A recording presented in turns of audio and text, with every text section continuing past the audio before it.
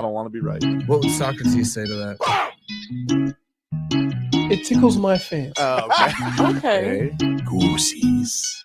I don't have hair. Oof. You got Marcos. That's not. No, that's not. Yeah, That's true. You do got me. Get over here, Marcos. Let me look at you. They don't want it.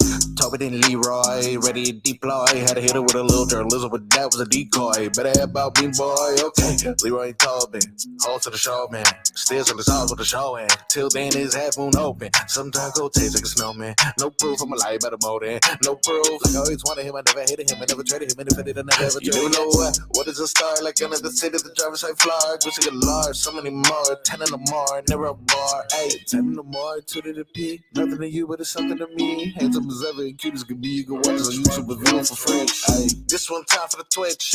This one time for the text. This one time for the phone line. Whole time wonder what they gonna do next. You know, I just wish you guys would stop the quibbling. Morning, everybody. Tobin and Leroy here with you. 560 WQAM. Hello, Leroy. What's up? Had the worst morning known to man. They had them heat had me up damn near half the night. Yeah, I stayed up and watched that. We'll plenty to dive into from that game. But people need to know how to plan an event right. I feel like I could be a good event planner. No, you couldn't. I feel like No, I you could. couldn't. I feel like No, I could be a great event planner. You know what? Because here's how you would plan an event. Hey, we want to do this, this, and this, and this, and this is what you're gonna have to do. You know what? You don't need that.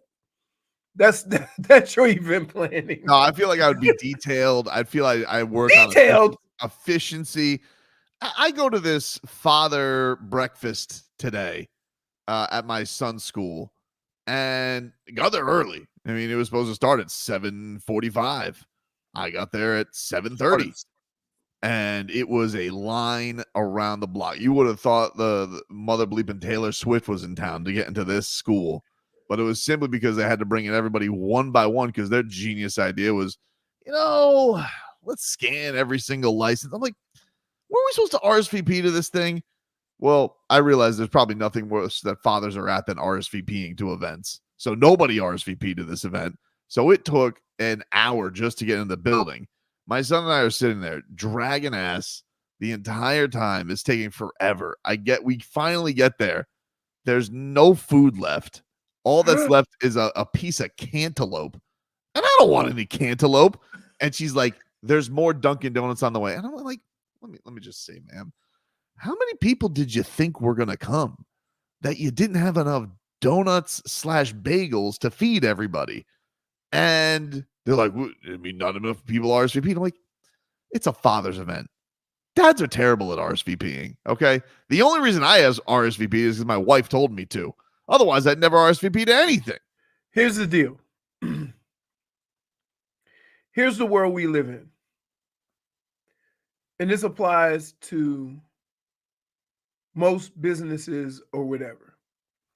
When you go to a school event, they want to plan it so there's not one morsel of food left. So they would rather run out and get more than have too much. Couldn't you just give it to the teachers afterwards? I'm just telling you the way these organizations work. I was Now, flabbergasted. in contrast, Publix will cook the hell out of chicken tenders. Oh yeah. And instead of giving somebody an extra chicken tender on their sub, they will throw them away at the end of the night. You got that sell by. Think about that. Yep. Instead of making your sub overflow with chicken tenders and make you enjoy the experience of their chicken tenders, they will throw them in the garbage. We waited an hour plus to get into that stupid cafeteria. We finally get up to the table. There's nothing in those boxes left. And they're like, but now here comes the pro dads talk. And I'm like, my son looks at me and he goes, I'm going to class. And wait, and you looked at him at the same time and said, and I'm getting out of here. I'll see you, man. I'm like, we're not here to hear we're not here to hear lectures with empty. You were here for the breakfast. Yeah, dude. Ridiculous, man. Ridiculous. Anyway, you have that to look forward to, Frog Boy, in the near future. School breakfasts. Oh, I got with no food. Hey, let me tell you something. Y'all got school breakfast. Guess Mhm. what I had What? during elementary school? What? Father-daughter dance. Oh, yeah, they have that too. But not first thing in the morning. No, Ridiculous. or when they give the awards for every semester. Well, that's the thing is like, why don't you just do it by like, if it's going to be this much, do it by grade. Like, do something like, hey, the first. Oh, they second did the grade whole had breakfast. school? They did the whole school. Oh my goodness! Usually they do everything by grade. Dude, it was so badly done. Terrible.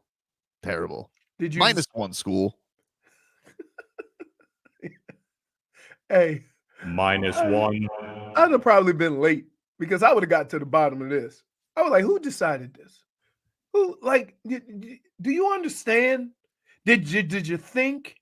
How can how can a Chick-fil-A be run more effectively in lines than this school? Oh my goodness! Listen, Chick-fil-A. Because no matter how long I see that line, and I think I can go inside and get my food quicker, that line, and I marked the car that I would have been behind, and I always see that line, that car leaving before I get my food inside. Oh yeah, they're humming. They got it down. Anyway, headlines are brought to you by Doral Hyundai. Doral Hyundai, choose from over 1,300 new Hyundai miles in inventory like the Tucson, Sonata, and Palisade. Remember, when it comes to Hyundai, the great deals are at Doral Hyundai. Miami Heat, they lose to the Phoenix Suns 115, 112. Didn't even get a shot off. They had a chance to tie it at the end. What a terrible play. The game just ended kind of poorly. They went a stretch where they couldn't hit the broadside of a barn, but they were hanging in there because of their defense. And but then it just got to the point where, like, yeah, too much. Kevin Durant hit onion shot after onion shot down the stretch. We have a new thing. The Heat have a new species. It's called half a Turd Quarter. Because they went out to a 15-point lead in the third quarter, but then allowed a 15-2 run to end it. So they went into the fourth quarter with just a 2-point lead. Yeah. Like, what just happened? What was this? I always figure out, like, and it's a little harder to do in football because it's not as fast flowing. But does somebody give the heads up? Hey guys. I mean, or do they realize it when the coach called 3 timeouts in like 12 seconds? It goes, I mean, look, in today's game, I guess, with the 3-point shot, if you go on a little rut, but it was like Grayson Allen, Kevin Durant, 3-3. I think Bradley Beal had an and one, or maybe it was Devin Booker. And all of a sudden you're like, oh, we're up by only 2 now. Okay, great. Right. Great. So I'm tired of seeing Bam open and not shooting it. I don't care that he had a terrible night. Like, they are leaving him alone. As they should. Right now he's got he's got the touch of DeAndre Jordan. But here's the thing, most of his misses were like putbacks or the bunnies. It was brutal. Like, he was near the rim. But they were still leaving him like 4 or 5 feet at the 3-point line. If he's not gonna shoot it, like, he has to shoot it. Yeah, I don't. Otherwise, he might as well just play in the paint the whole game. He did a whole lot of talking this offseason. By the way, see old young fella in there swatting stuff. Oh man! I told you guys, West Coast Spo gets a little frisky. He does. Maybe it's a 6-game road trip Spo. He want to have some players when they play that 6th game. I don't know.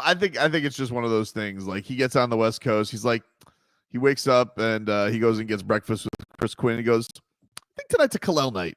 He goes, West Coast Spo? He goes, it is West Coast Spo. And then all of a sudden, Kel'el Ware's out there. No more Thomas Bryant, thank God. I gotta tell you, he didn't look terrible. He looked great, especially his second stint. His job is well defined. You protect the rim. Be tall. But if you put him and Bam in together and Bam doesn't shoot, you're wasting 2 players. Well, that's the thing that's frustrating. Kel'el gets in there. He gets an open 3. Bang. Nothing Makes but it. net. Not only that, makes it look good. Look good. And then there was one where like Beal's like he's like trying to get in there and like he's like this guy's green, too big. And just unfortunately he threw out to Nurkic, who was in Steph Curry land, and hit the craziest. I didn't even know he was capable of that. I thought like he thought, didn't touch rim either. No, I'm like, what is this? Like Nick Batum and Nurkic. Why is everybody Steph Curry around the Heat? And he almost went 20-20. It was insane. But yeah, man, Bam he stunk up the joint, and he's been stinking up the joint on offense. Can't hit water if he fell out of a boat. I just think like maybe he just hit his rut sooner than everybody else. Oh, he's rutting, dude. This is a deeper problem. What are you talking about? You've been very hard on him. It's been no. It has been unbearable to watch games with you in the group chat. You know, Yeah, I'm about listen. We are about to institute some new laws up in the chat, because let me tell you something. Every time you get close to the end of a game, it could be any game. It don't have to be the Heat. It could be any game. Then all of a sudden we start getting the woe is me, I'm about to lose my bet. Gambling addict. I mean, Oh, wait, hold on. But wait, Yep. did I not tell you before the game? You did. Because he dealing with Nurkic and they got him playing in the paint. Don't mess with him. Correct. That is what you mentioned. Yes, and if anything, Nurkic damn near had 20-20, making threes and everything, because ain't nobody on the court as tall as him. So I don't know. You're like Bam shooting under 40% for the season. Yeah, it's terrible. especially when most of his shots are in Do you the paint. want to hear an alarming stat in regards to Bam Adebayo? All right. I did some deep diving last You night. did it. I did some deep What diving. did you find with your snorkel mask? Other than the playoff game versus the Celtics that the Miami Heat won, Okay. Bam Adebayo has not scored more than 20 points in a win over a playoff team since February 26th. Wow. And prior to that, the only other time he had done it was on December 25th, also against the Sixers. Basically, No, what I'm no one beat in that game either. basically what I'm saying is inflated stats. Well, they're He not hasn't inflated. been performing for So let me ask you this then. Yeah. Then why did you bet on him? You got to break the trend. And also, I did Yeah, the wait, why you bring that's the first stat you come up with in the morning? When you had that stat 12 hours ago and you said, I did the research. Because now he's in a dangerous dance of he's due. right. But here's what I don't do. I don't bet any of my teams or any of the players I like to go less. I don't do it. If I have questions, I'm not rooting against them. I just don't put them on my card. You see what I'm saying? He wants to bet all of his favorite players, and then he's upset. But you got to have an open mind towards it. If you know these things, if you wait, let me ask you a question. Let me ask you a question. Yeah. Did we not know before last night Bam was struggling? Yes. Okay. So Yeah. So Because now he's on the he's due train. That's what he's going to do. And then No, he's going to whine I about don't it the believe entire I don't time. believe he's due. Remember Mexico City? Remember that? Yes. That was 2 games ago. So I'm like, he's gonna, maybe on American soil this time. That'd be nice, American soil you're going with? That's the logic? This is the thing. The reason why he did so well in Mexico City, this all clicked last night. I did a lot of research. Date night. What? It was date night. She joined him in Mexico. They had a wonderful evening out, and he was so rejuvenated by the love he was experiencing. Because now he You said operates. that the love was the reason he was struggling. He is struggling. Wait, but yeah, you did call him lover boy last On night. vac- Did you forget that text? vacation. Yeah, that's a different kind of thing. I don't understand. Is his relationship hurting or helping him in your eyes, Froggy? Because you It's seem to be going all over the place. It's distracting him from How? being the best basketball player he can be. Really? And the only time he's successful is when he's off honeymoon vibes because they're having tequila in Mexico City. When he's here, he's home. He's just in love and home. He Mexico's just a different kind. he's going through a stinker right now. He's gonna get out of it, but it has been a stinker. Like there's no denying it. There's no talking around it. Hey, He's missing shots. He's been gun shy. let's not forget. He's not been good enough. We can't not mention this. For as bad as he's been, Tyler has been Tyler's balling. awesome. Tyler's balling. Awesome. Tyler's been balling, dude. I mean, that's my goodness. Tyler is nuclear right now. He's doing everything. He's setting his guys up. He's been doing exactly what they asked, nothing but threes. And then when he has to drive to the rim strong, he's been getting to the free throw line.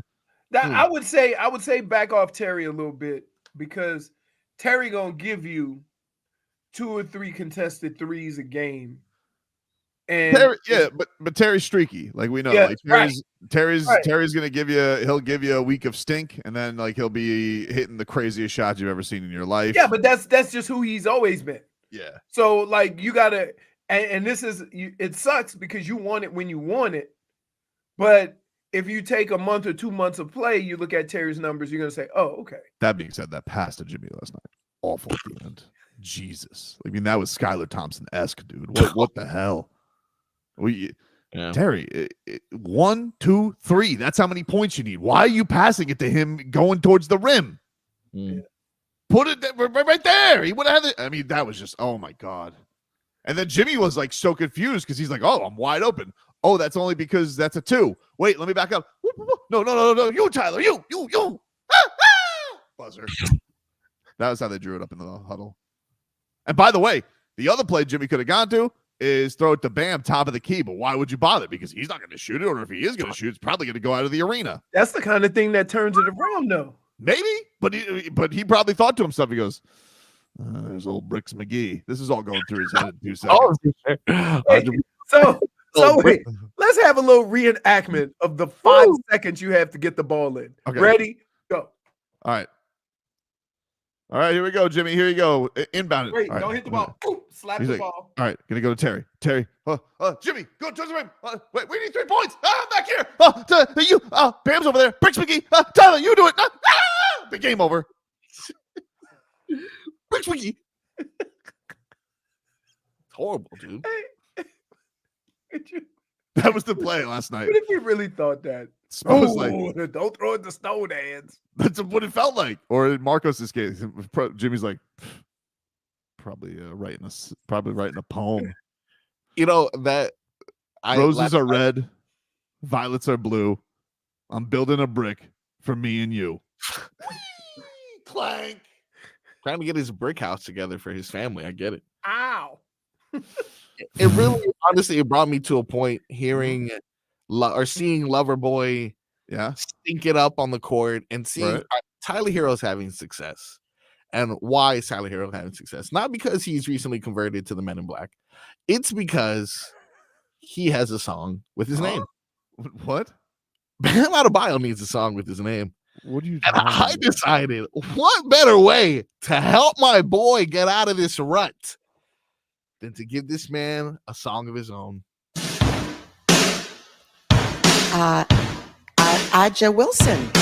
Aja Wilson. And she won gold in women's basketball. I guess that has something to do with Bam and the Heat, huh? You have to give Aja Wilson credit for Bam jump shot. Aja Wilson needs to get more. I hope you have a great season. I think that your season will be amazing. Love her, and she loves him. Now that he loves somebody else, we just can't win. And so it goes to parlay down. Now that Bam is in love, it's like my pockets could cry. I've had the blues since around one thing for sure. Bam stinks. Bam stinks. Yeah. Bam stinks. Yeah. Bam stinks. You're such a bastard. There you go, buddy. Hey, Hopefully that fixes you, dude. hey, that doesn't sound like a very positive. That didn't sound like so. Right. What do you get? You're giving him FBTL? Yeah, you know, a little bit of frog boy tough love. That'll shape him up. That also might get your ass kicked the next time y'all run into each other. Well, sleight of hand, maybe. We'll take a break. Lots to get into on today's program. Back after this. Go.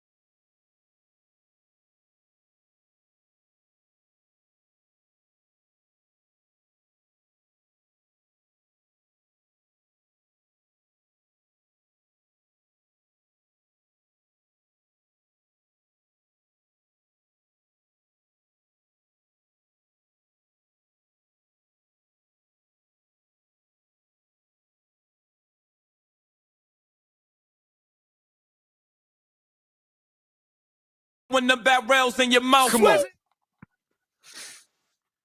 All right, welcome back. Tobin and Leroy here with you, 560 WQAM. JFig's dipping into her secret stash, giving away 2 general admission passes, 2-day general admission passes to Country Bay Music Festival. It's this weekend. And if you guys win, you guys can see Zach Brown Band, Carrie Underwood, Dustin Lynch, and a whole lot more.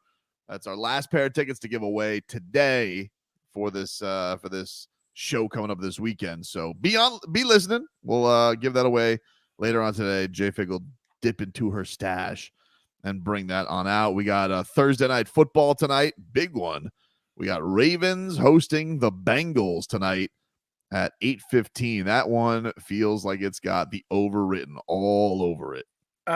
Yep, because when have you seen the Ravens defense this bad? It's been a while. But then, in contrast, the offense has picked it up. Yep, their offense is awesome. Yeah. So, I just talked to Fonz. He said he had a blast in Japan. Yeah, cool. He said plus they was treating him like a baller because he was the tallest thing in the whole country. Wow, that's awesome. That's good. The Lakers lost last night to the Memphis Grizzlies, which is kind of a fun rivalry. They hate each other. Yep. John Morant, he's like, I don't like him. And him and LeBron were doing the too small. It was funny when John Morant did it because he's the smallest guy on the court. He hits LeBron with the too small. That's just funny. Yeah. He's incredible, by the way. Did you see that 360 layup he had the other night? Yes. Ridiculous. But everybody thought this JJ Redick was going to be the toast of the town when it came to coaching because he's like whining about basketballs. But here was JJ Redick yesterday, his press conference with the Lakers, who stunk up the joint. And JJ Redick looks like he's already buckling under the pressure a little bit. Here he is talking to the media yesterday. I think LeBron was fantastic tonight.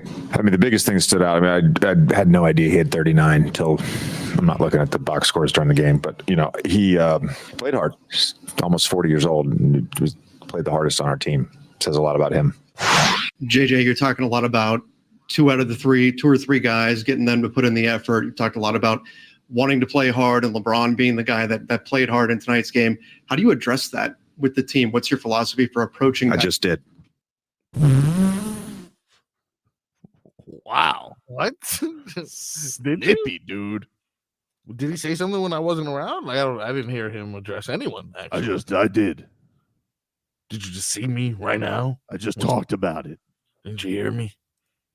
I try not to get too upset when people are annoyed by losing. Right? It's a human thing. Annoyed by losing. I'm just saying. He's 8 games in. But that's okay. Like, depending on what kind of coach you are and what your game plan was, you could be more annoyed at losses than you are.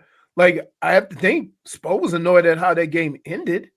He was, but Spo keeps us cool. Except not when he's telling the official somebody traveled. Yeah, well, which he still denies, which, come on, Spo. On the court business. Yeah. On the court business. Okay. But JJ Redick, all of a sudden a podcast host, he's at a loss for words.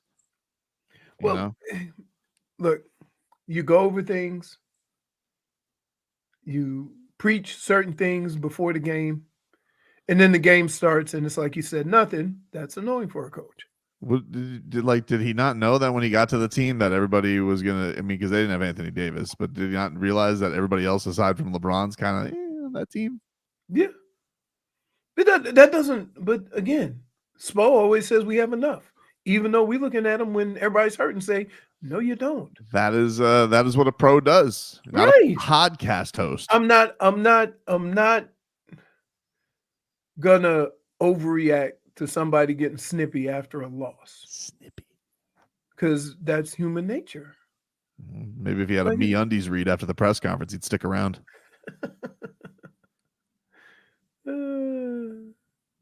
All right. Let's hear from a professional coach. This is how you talk about your team. This is Erik Spoelstra on BAM, clanking it all over the place yesterday. Shots were great. Those were all in the wheelhouse, inside the dots. We had a bunch of point blank shots. It's going to happen, but he still had an incredible impact. He had 5 steals, 12 on the glass.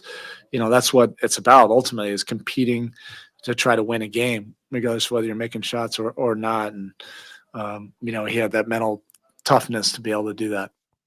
Hey, 6 of his rebounds came from his shots.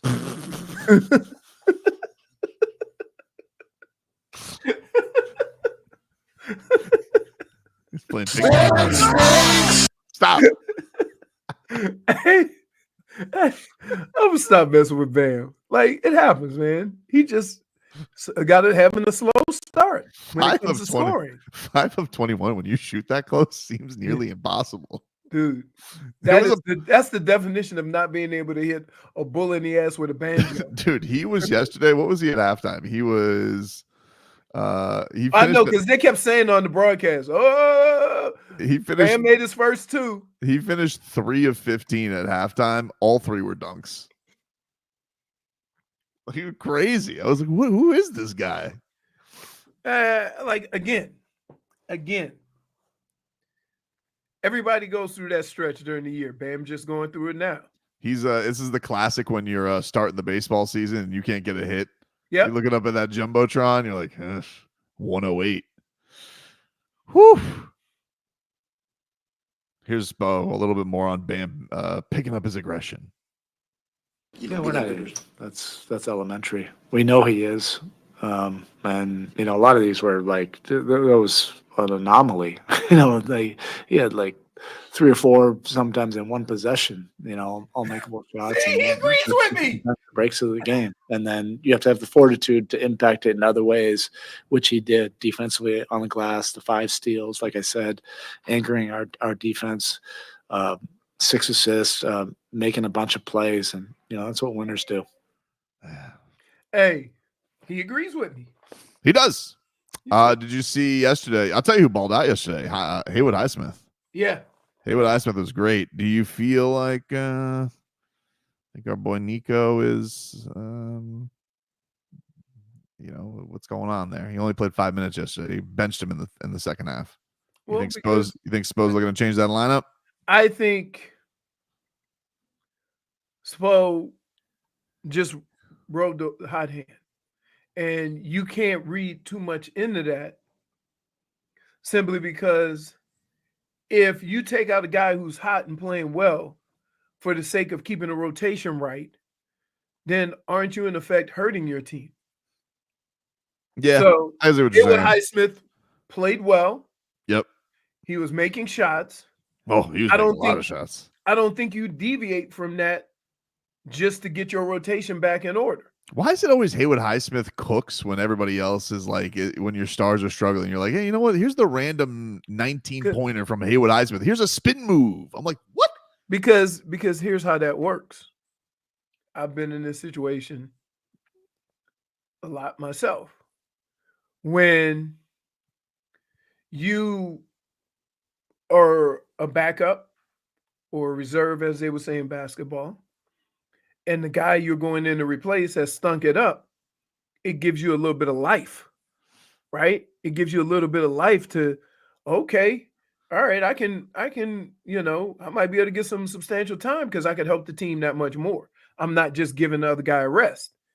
I mean, this happens, that's why I know certain quarterbacks that don't never want to come out of the game because they don't want to give another person an opportunity to even raise eyebrows. How come we don't talk about the real issue? Coaching. That's problem. No one ever says he's fat cat. Gets big contract, can't beat playoff teams. And by the way, when you need inbound, why not have baby boy? Inbound ball. Taller than everyone. Great vision. And all of a sudden, no. Let's go with Scary Teddy. Great pass. Rozier. Babushka's back. Not letting baby boy play in role. Ridiculous. Good enough for Serbia national team. but not for heat. Smitha makes a of- valid point. Hmm? Babushka doesn't hit the same way anymore. Coward. No, it's just you guys aren't used to it because it's been a while. That's just something you want to say because it's because you wanted me to do Babushka voice in front of him. Cody made a point. Hmm? He said you got to ask in your Tobin voice, your interview voice. Hey, Spo, why do you hate Ware? I can't. He went out there and he played yesterday. I mean, he did something like, dude, he really protected the rim. Yeah, he did a great job. I think he's gonna play now. Can I say this? Hmm? If Bam is not going to make those perimeter shots Mhm. and having him and Ware in at the same time does the team no good. Well, they didn't play at the same time yesterday. Okay. He basically played the Thomas Bryant minutes. Okay. So we'll cross that bridge when we come to it, but it hasn't been there. And he made a 3. It looked good too.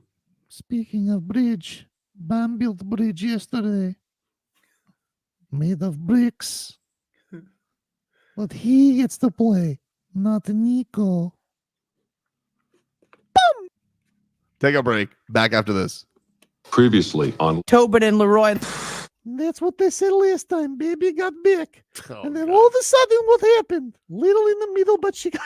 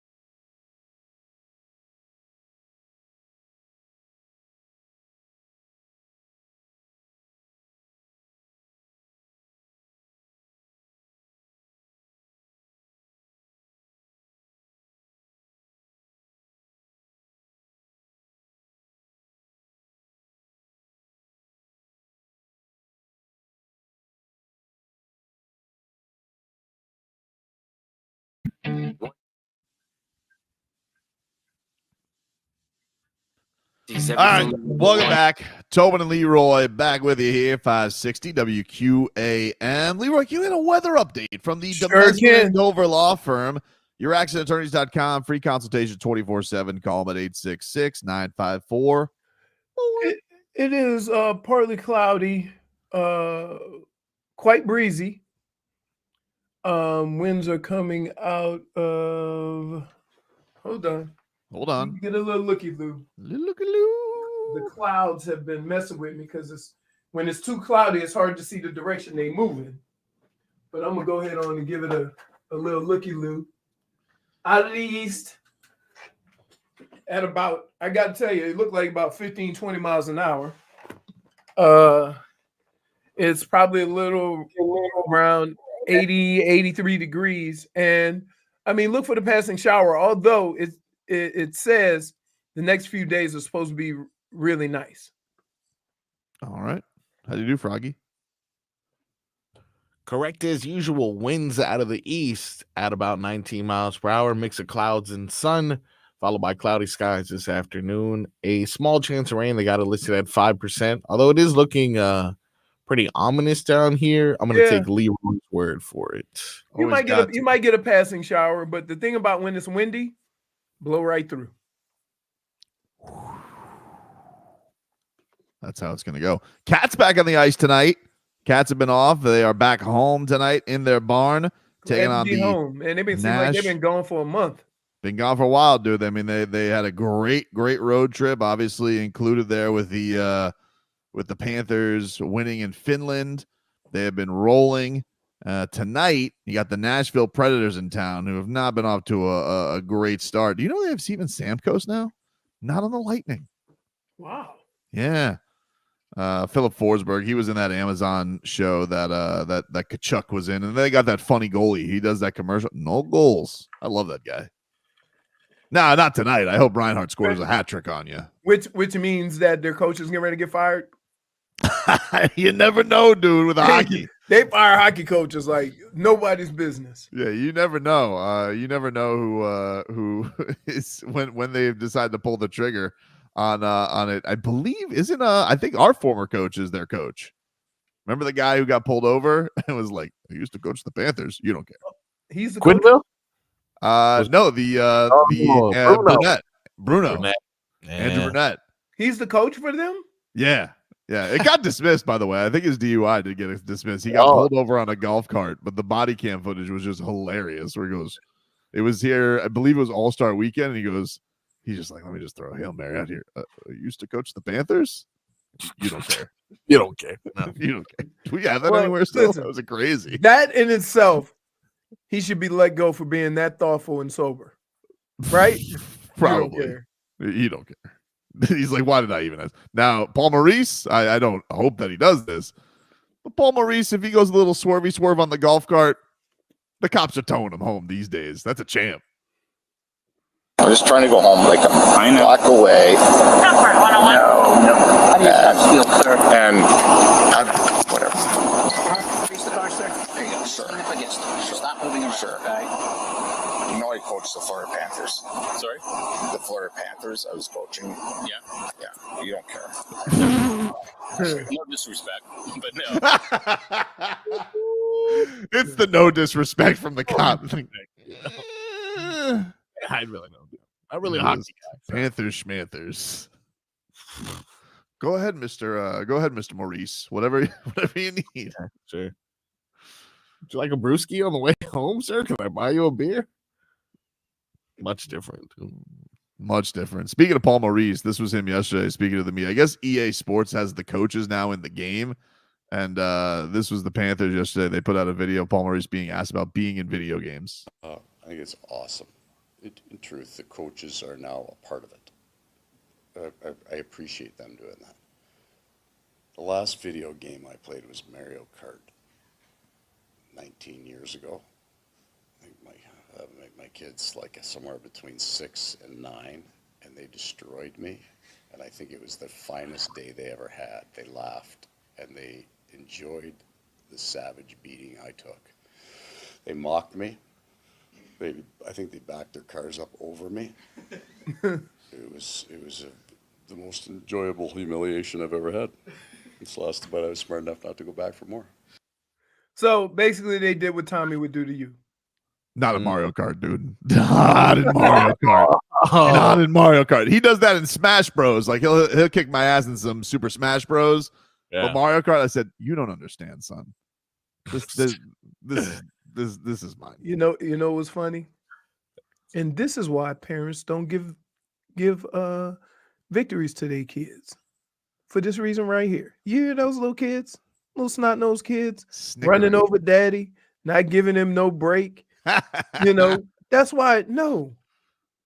It doesn't matter. You could put it on the Nintendo Switch and arcade, whatever. We've played Mario Kart at Dave and Buster's because they actually have Mario Kart now with like the actual wheel and stuff. It doesn't matter. Mario Kart, that's domination. No, he gets no mercy. No mercy in this dojo. You hit him with that. You hit him with that. Yeah, That's why he does drive-by chokeouts. That's probably true. I don't know. Hard to say. But I know one thing. If I got blue shell of death, I'm throwing it right at him. Woo! Stupid. Does he get mad? Oh, he gets furious. Yeah. That's always there's some cockamamie game now that's in there, which is like cops and robbers. I'm like, this isn't Mario Kart. Let's go put the real game on. He's like, I threw you in jail. I'm like, great. Congratulations. This is stupid. What is this? Not racing? Okay. Ridiculous game. You're not updated with the times, Tobin. No, I'm updated with the times. That's not Mario Kart. Well, they got jail now, apparently. That's strange. I didn't know that. I have to look this up now. So now you're not driving. Mario Kart is a race. Cody says kids have no respect these days. Nope. Dade South says Tobin looks like a Bowser kind of guy. I'll use anybody. Doesn't matter really. I'll put anybody on my cart. My favorite guy is Donkey Kong, I would say. Yeah. I always felt like he was the slowest because he was just so bulky. Yeah, but you get in today's Mario Kart, there are different versions of the car, so you could give him a little bit a girthier car that handles the ape's ability to turn. It works out. Doesn't matter. Like he's got no shot. He tries. You know my character, Toad. Toad. You knew it. You knew it. Take a break. Howard Tua is next.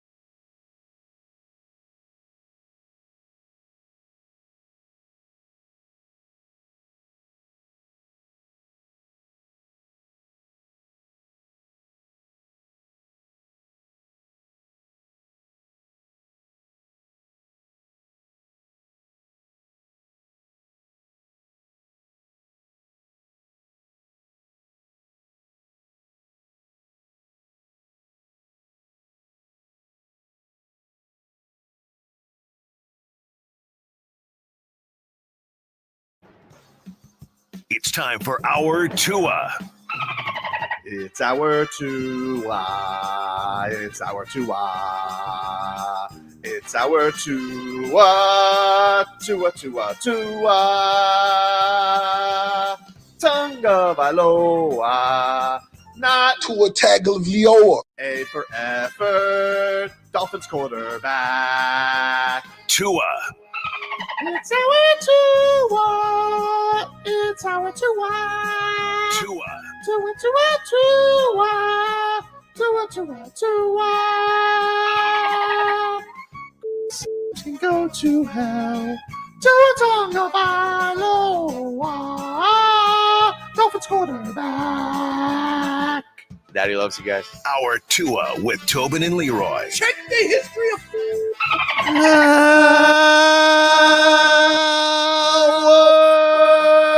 To the program. Tobin and Leroy here with you. 560 WQAM. Take you guys up until 2 here on the program.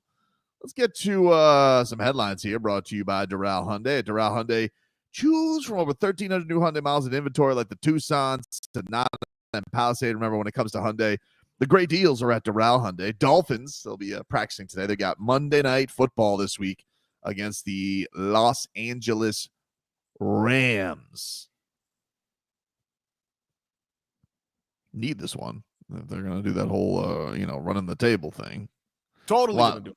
Oh, yeah. It seems like it's in the stars, dude. You know? For sure. We're playing our best football right now. But no, I guess the standard was, No. He's not lying, although the standard was pretty low. Yeah. But you see, everybody came out with their, all the reporters, they came out with their mid-season grades. Nothing like a list or a grade article to get you going. It does get me going. It does get me going. What do you want to hear? Like you want to get a position? I can give you grades from everybody on it. Yes, we're going by position. Want to go quarterback first? Oh yeah, let's start off there. QB. All right, this is let's see. We got the They're gonna go F because they don't have a backup. No way. Here's what we got. We got Palm Beach Post, Joe Shad, quarterback, C-. All right. C-. Says Dolphins are 24th in the NFL in passing yards per game and passing per play. Tua has played well in 3 of 4 games. Skylar Thompson and Tyler Huntley did not play well in their 4 total starts. All right. Pretty fair. I think it's fair. I think it's a fair grade. That is a fair grade. I think it's a fair grade. But when here's the only blowback I have on this. Yep. When you evaluate the quarterback, you're only evaluating the starter.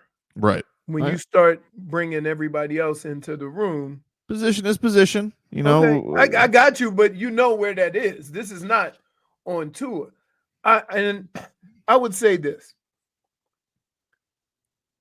Let's look at where all this offense came from. Okay. They couldn't really find a quarterback with Washington, although they had Kirk Cousins, didn't realize they had a decent one. Then it went to Atlanta. They had a good quarterback there, went to Super Bowl. They went to San Fran, brought Jimmy Garoppolo. He kept getting hurt, so they kept fluctuating up and down, up and down, up and down, up and down. Right? Now they have Brock Purdy. As long as Brock Purdy is in there, that offense is humming. And so now part of that came down to Miami. This offense is having the same problem in every stop it makes because you need a very specific quarterback to be able to run the offense. So is it a problem that you can't find a backup, or is the problem you have an offense that's so unique to a select few that if somebody gets hurt, wherever this offense is run is going to struggle? I think the thing that gives them less of an out, though, is the idea that they thought the guy they had because he was here. Like, I would get that if, it was last year with Mike White. Like, Skylar's been here. Skylar's been, but it's still, again, it still doesn't mean that he can do it because you never really know until you get in those situations. Let's get Professor Omar Kelly's grade on the quarterback. He goes, Tagovailoa has been decent, 96.7 passer rating when healthy, but decent no longer cuts it. The offense needs big plays to return, better execution in the red zone. I have waited 5 seasons for Tagovailoa to prove he's a clutch quarterback, delivering game-winning performances when the pressure mounts, and only clutch performances will save this season. That being said, gives a better grade than the Palm Beach Post. He grades him a C.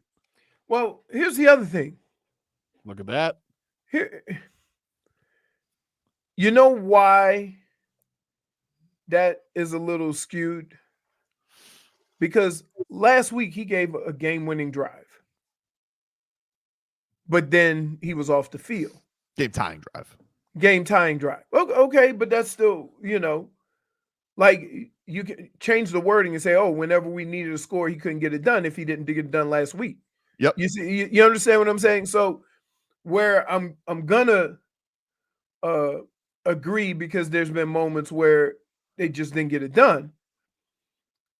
It's weird coming right after he actually just did it. You want Professor Perk? Oh, yeah.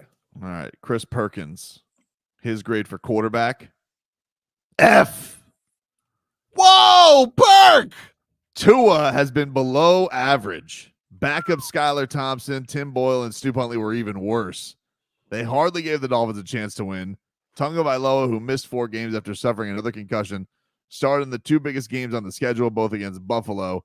He had 3 touchdowns and 3 interceptions in those 2 games. Plus, he mishandled a snap for a safety in a 28-27 loss to Arizona. Not good. Okay. A lot of good points. Wow. Hey, listen. I don't want to take Burke's class. He's a tough grader. He's a tough grader. I don't know. I like and everybody says I'm not gullible, but I tend to look at the things as they are, right? And understand that it's easy to just put this on a guy because he's the mouthpiece of the team. But the reality is that there's a lot going into this. Now, I'd be interested. Here's the grade I want. I want the grade of the offensive line because everybody had questions about the offensive line early in the season. You want the grades for the offensive line?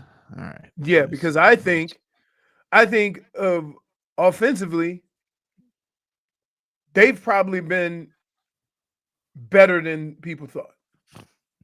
I mean, they were. I mean, they've ended up pretty decent, but they also had some stinkers in there too.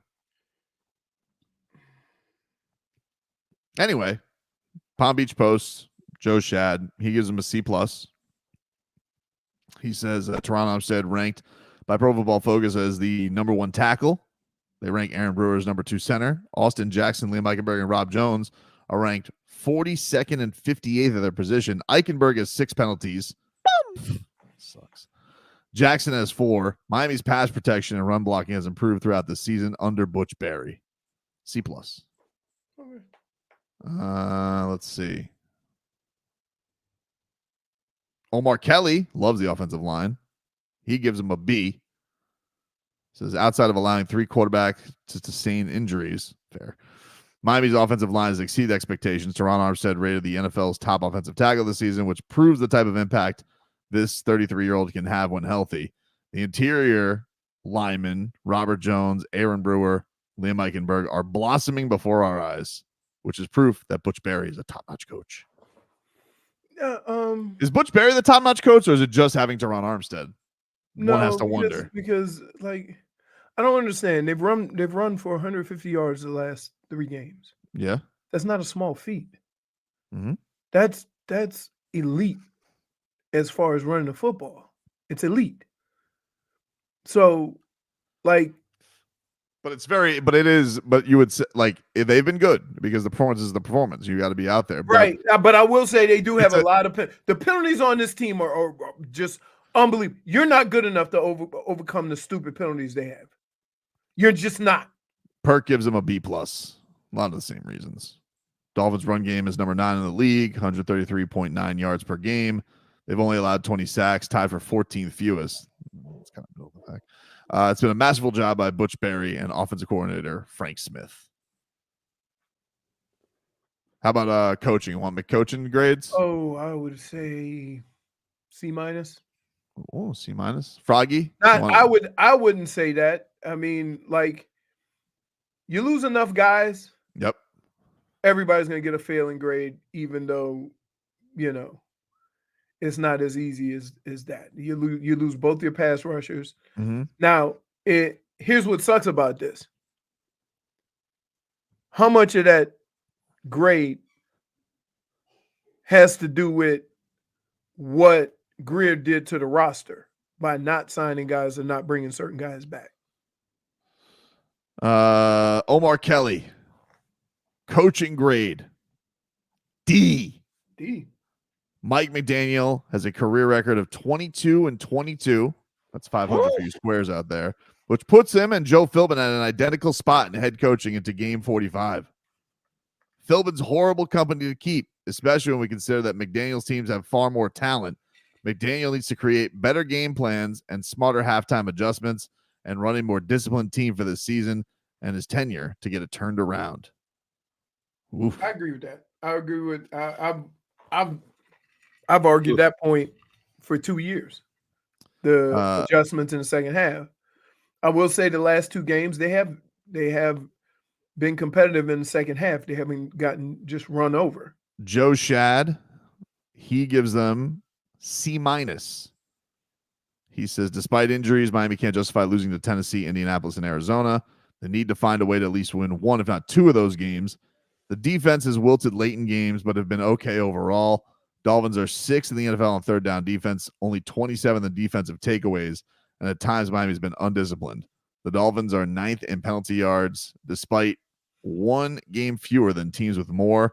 McDaniel has given his teams a chance in recent weeks with a commitment to the run, but perhaps could have done more tweaks to the offseason and into the offense in the games that Tua missed.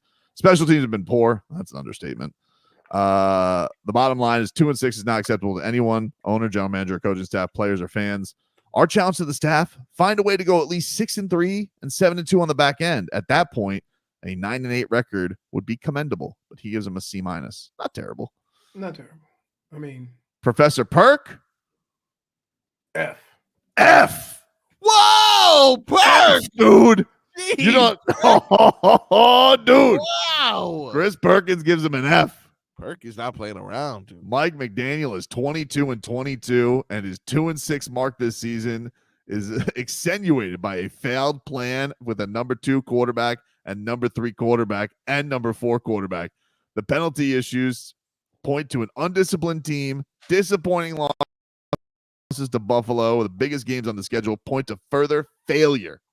Yes, Tua missed 4 games due to a concussion, but that gets back to the failed plan, which points to McDaniel and Greer. By the way, the inability to get the ball to Hill and Waddle falls largely on McDaniel.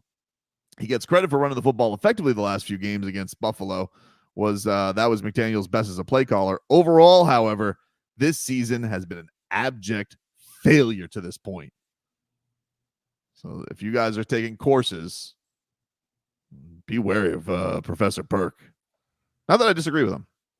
Mike McDaniel. When you were in Barry, did you have that thing? I didn't go to college, but I think you can look up your professor, right? Rate my professor. Did you have that? I didn't have that. Right, I didn't have that. In fact, you know what? Actually, one time, because I people said I had a fake major, which I didn't appreciate. Totally fake. It's not a fake major, dude. Broadcast is not a fake major. But when I had to take real classes, like you still had to take like a science. Now, I wanted to take this science of criminology, which was like basically forensic files. Ooh. Filled up too fast. So I had to take actual biology. And one time I was so hungover that I missed my first lab. 0. Thankfully, that guy let you drop the grade. But my grade was looking like Bam's field goal percentage most of that class that year. Until I got to the end and was able to drop that 0. Dang.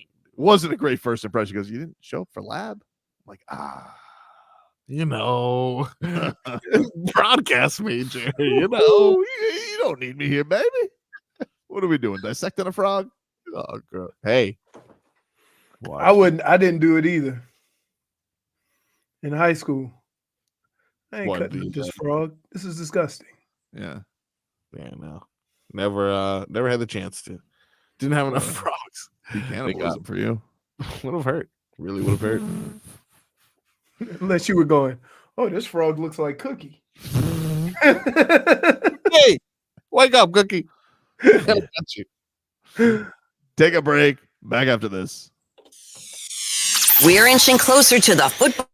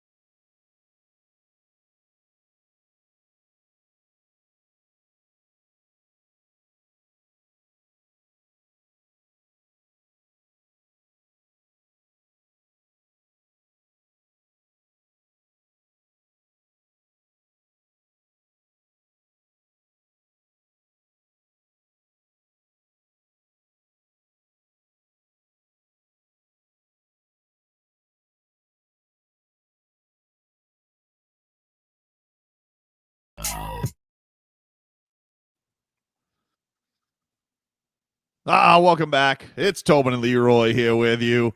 If you guys didn't stay up late last night, Miami Heat lost to the Phoenix Suns 115, 112. Right, baby.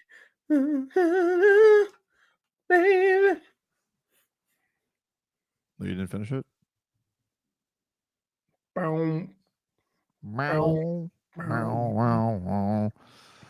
So the Heat lost to the Suns last night, 115, 112. Kevin Durant, still good at basketball. Oh my goodness, dude! For those who are he not can pull up.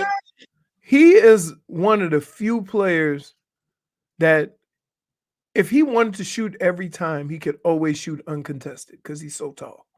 But he's so tall. He's just so smooth, right? Dude. Smooth. Like, I saw Wemby's trying to do like an impression of this, and I'm like, you should just looks clunky. Looks clunky. Yeah, it looks a little. This dude is smooth. And then he did the crossover. Ooh, and took. Oh my god! I'm like, what? Yeah, he was ridiculous. I mean, I thought really one of the plays that defined it yesterday, because it was a good game. I mean, I want to act like the Heat. It's frustrating they gave up a 15-point lead. This is what they do. I mean, like it's almost like routine. It's like, oh, the Heat are up 15 in the third quarter. It'll blow.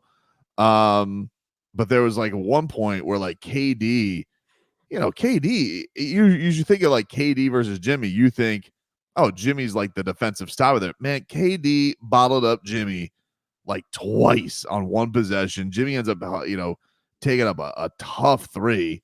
And then they get the Haywood Highsmith, of course, got the rebound because he was everywhere yesterday.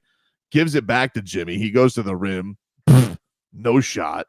I was like, come on, dude. So it really did feel like in the end of it, like you're expecting your star to come through. And KD came through for the Suns, and Jimmy did not for the Heat. It was as simple as that. And then I don't know what fart that was to end the game. I mean, that was just terrible. That put a sour taste on a game that was otherwise good, because it's like, you guys can't even get a shot off. You can't get a shot off. Ugh, that was annoying. So the Heat dropped to 3-4. And as Marcos has mentioned, it's the playoff teams. You want one of these breakthroughs against a good team. This is a tough trip to start. Here's the problem: you're playing well. Yeah, you're not playing bad, but it's coin flips. You lost on 9 missed free throws the last game, and of course that Turd Quarter against the Kings, and then this game. I mean, you lose a game with a 3-point shot. One of your max guys 5 of 21. Why are we talking about that? What? Don't you have some apologizing to do? Me? Go ahead, Marcos. Look, every time Klay Thompson scores more than 12 points, my DMs are flooded with, look at him now. Look, you were wrong. You were wrong. I've never met someone wronger on a player than you are on Sabonis. What am I wrong about? Perfect. He was literally perfect. Literally perfect. Good for him. Congratulations. No, not just good for him. Congratulations. Let's at least talk about how. Congratulations. What has he done, though, dude? Like, what has he done? What has he done? That's perfect. What has he done? Literally perfect. We're 7 games into the season. You guys are dazzled by fantasy basketball. What has that guy done to do meaningful winning for his team? Did you guys notice that he was on the Indiana Pacers? Now he's no longer on the Indiana Pacers. Did you see where the Indiana Pacers went last year? That's right. The Eastern Conference Finals. Conference Finals. Yeah, very good. I'm aware that Sabonis can put up statistics. This is what he does. He's a marginal stat stuffer. So he's a marginal stat stuffer. Yep. But what do you say to a guy that has a stat line that nobody else in the history of the sport has? Who cares? Russell Westbrook averages triple double, then everybody wanted him out of town. Like, who cares? Now you guys are dazzled by box score numbers because he wasn't efficient. He's gluten-free Joker. That's all he is. Is he? Joker's out there. He'll put you 20-15. This guy's like, he was perfect.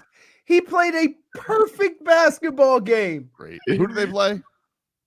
No one has ever belittled a triple-double more than someone who gets... No. Who do they play? Nobody's ever belittled something that's never happened in the sport. Who do they play? They played the Raptors yesterday. Oh, get out of here, dude. Oh, okay. The Raptors? So he did this on Kelly Olynyk's head? Guy's 40. Okay. Wow. Wait, but perfect. Great. What? Kelly Olynyk didn't play. Who did? Jacob Poyetl? Jakob Pertl? Yeah. There you go. Okay. There you go. Wait. It does look like Jacob in fairness. Wait, no. Hold on. We got to let's take a pause. Where's the R in this? Where is the R in this name? Poeltl. Poeltl. I don't think you're pronouncing it right. Congratulations. You guys are a bunch of Sabonis fans. You guys are not loyal. I'm just wait. You stick up for your guy. Nobody's a Sabonis fan, but I'm saying sounds like you that are. You're a bit hard on the man that did something that I wasn't hard on the man. He got to win over. I've never said the guy sucks. Bam typically does very. No, I didn't. Can I just say I never said has better numbers than Bam this year? Look, everybody does. Bam's stinking up the joint. What do you want me to do? What do you want me to say? The guy is stinking up the joint. You guys, we love him. I'm sure he's going home and like banging his head through a window. Like you think that he's that he's feeling great about this? Nah, he sucked. He's got one good game this year offensively. One good game. When you sign $100 gazillion extension, it's not good enough. He's shooting under. How is it possible to be that tall and shoot under 40%? When all your shots come around the rim. It's crazy. It's unbelievably bad. But they say I mushed Bam. No, Bam mushed himself because he cheated. What? If he would have played by the right rules, we wouldn't have had that controversy. You think this is karma because he got one over I on you didn't and say that. dominoes? It kind of just sounds like you said did. that. Leroy mushed Bam. Leroy didn't mush Bam. Bam got that on his head. Didn't realize Frog Boy was a fan of Sabonis so much. All this. I'm just saying. He was perfect. You love him so much. Go bet on him then. He was perfect. I'll bet the over on rebounds. I bet he'll come through. Unlike someone I know.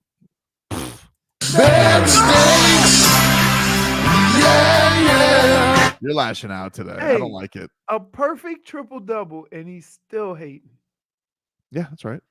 Okay. Jakob Pertl. Wait, not that. Wait.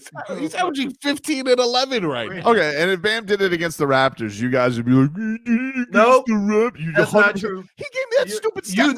That's a you thing. No, it's not, dude. No, dude. There's no wait. There's nobody who says the other team got NBA players too. So if you have a good game, it don't matter who you're playing against. It's still an NBA player. You're the one that breaks it down. Oh, they didn't play anybody. Oh, they didn't do this. Oh, they didn't do that.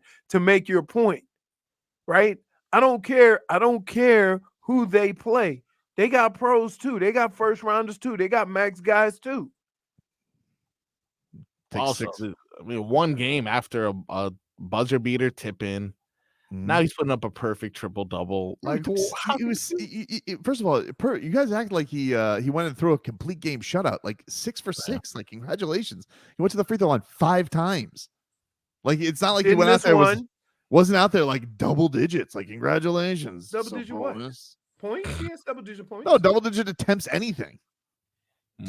That's really efficient though. Isn't that good though? To score 16 or 17 on 6. That's good. That's good. That's objectively good. But it's not really expanding, your arsenal there, It's not. No, I guess it's not. Hey, you're terrible.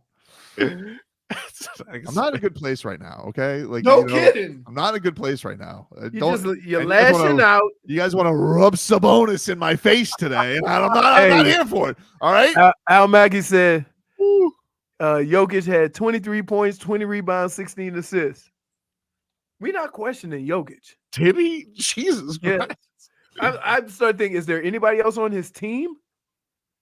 That's why he want to go hang out with his horses, because every time he play basketball, he got to do everything. I'm very scared about what he could do coming up this next game. Although Bam does typically do well against him defensively, but that means that Bam's probably going to put up 4 points. Dude, did I not try to talk Marcos out of this yesterday? And I told him the exact same thing you just said. It was your fault, Leroy, because I tried to talk you out of it. It was already press submit. It was JFig gave me advice. Why don't we just do this? All right. Yeah.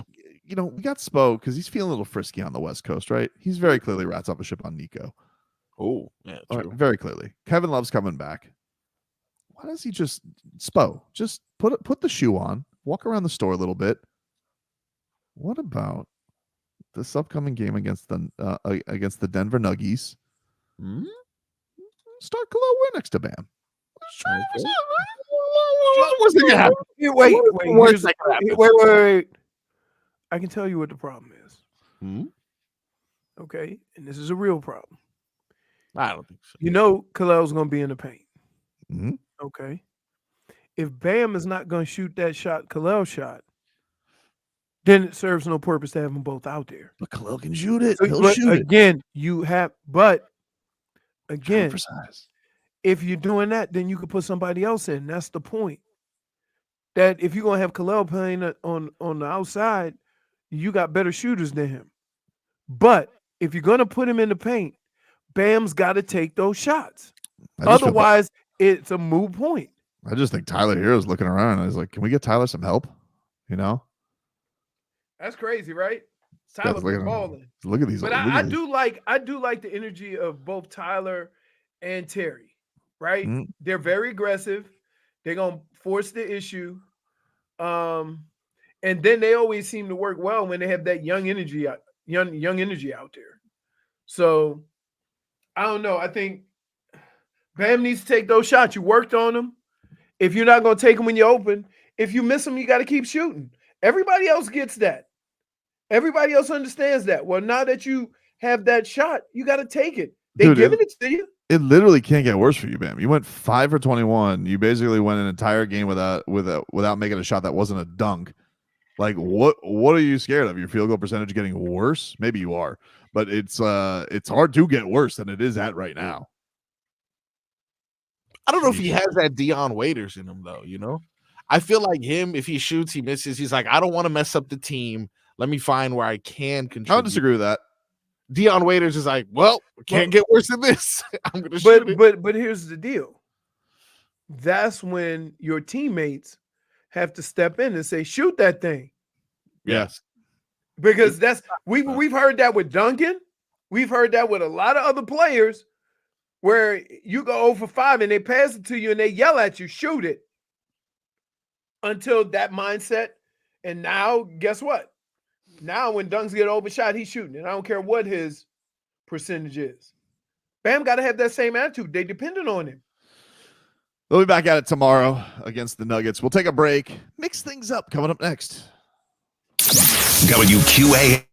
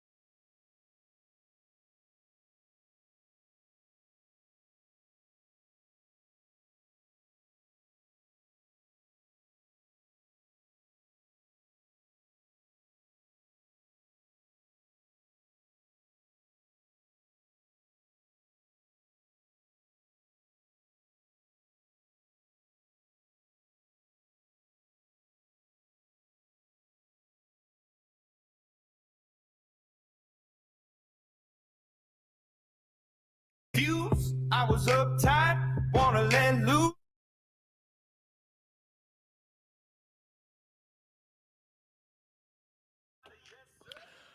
Welcome back to the Tobin and Leroy show. Although Tobin and Leroy currently being show ponies around their home, it is again the Marcos show. We finally got rid of him.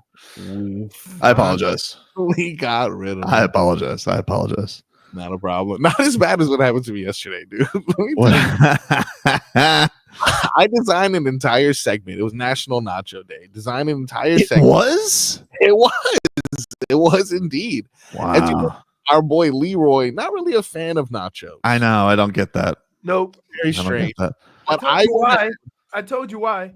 Yeah. And it makes sense. Because the nachos come to your table. Yep. They look delicious. Right? But it's only that top layer.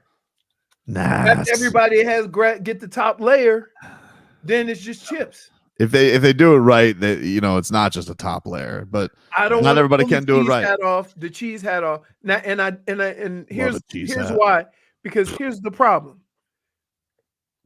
If you get the BS cheese, right? The cream, you know what cheese I'm talking about, not real cheese. Yeah. Then if you don't hurry up and eat them, the nachos get soggy. Senor Gato's going crazy back there, I think.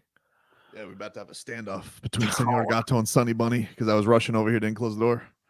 Okay. I was like, oh. I agree, but I took the task of finding 3 various nacho recipes I thought you would love, and I was going to convince you to join the dark side. And then about 30 seconds into the segment, Leroy goes, "Oh, that's right. I gotta go do my hit." So then he goes. Yeah, I was actually late. Yes. And I'm there with all right, well, now I got about 15 minutes of nacho talk. And so you want to do it now? No. I mean, we can get to it, but we got to do the mixed bag first. Yeah, we got to get into a mixed bag. And JFig, I want to give her credit. She was kind enough to say, as she scrambled. And I presented my nachos to her. But, enough about nachos, dude. More about mixed bag.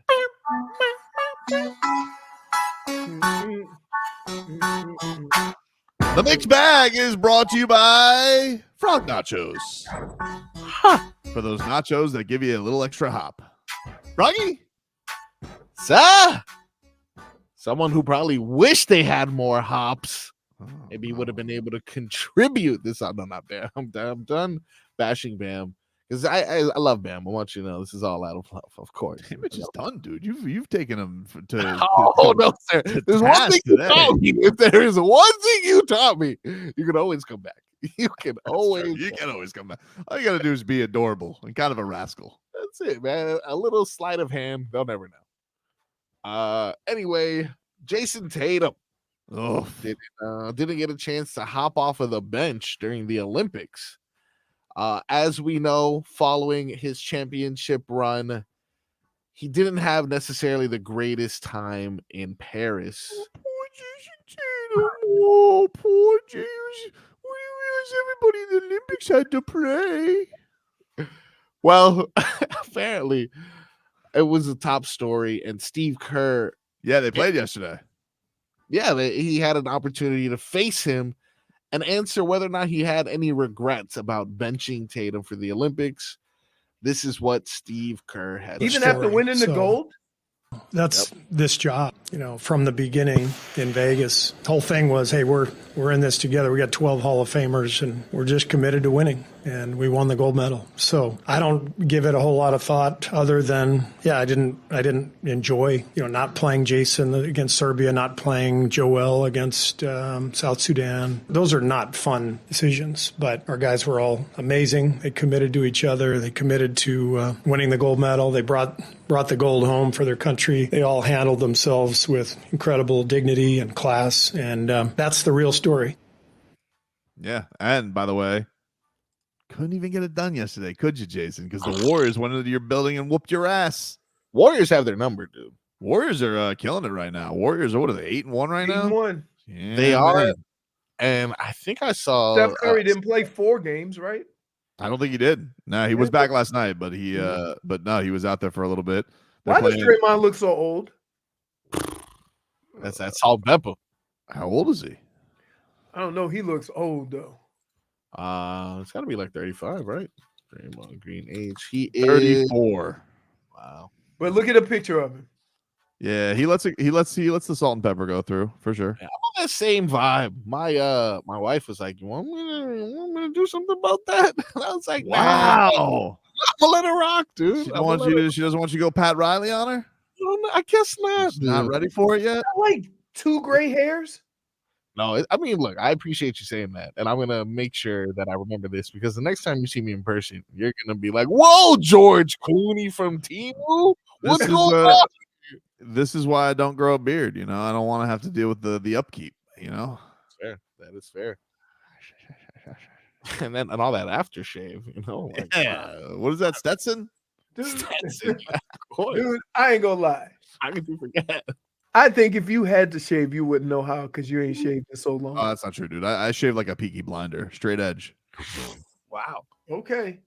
Listen, for somebody to just say that, I know they didn't shave because I've shaved with a razor and my face looked like a Nestle Crunch 2 days later. I don't mess with that. Well, you don't have that smooth hand. You know, you gotta have that Got urgent hand. smooth hand. There you go. You're telling on yourself.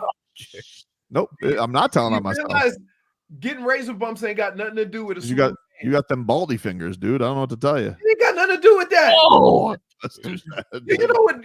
Blame Vinny Testaverde because you got potholes all over the place. You know what that has to do with? What? Curly hair. Curly hair. That's it. One more time.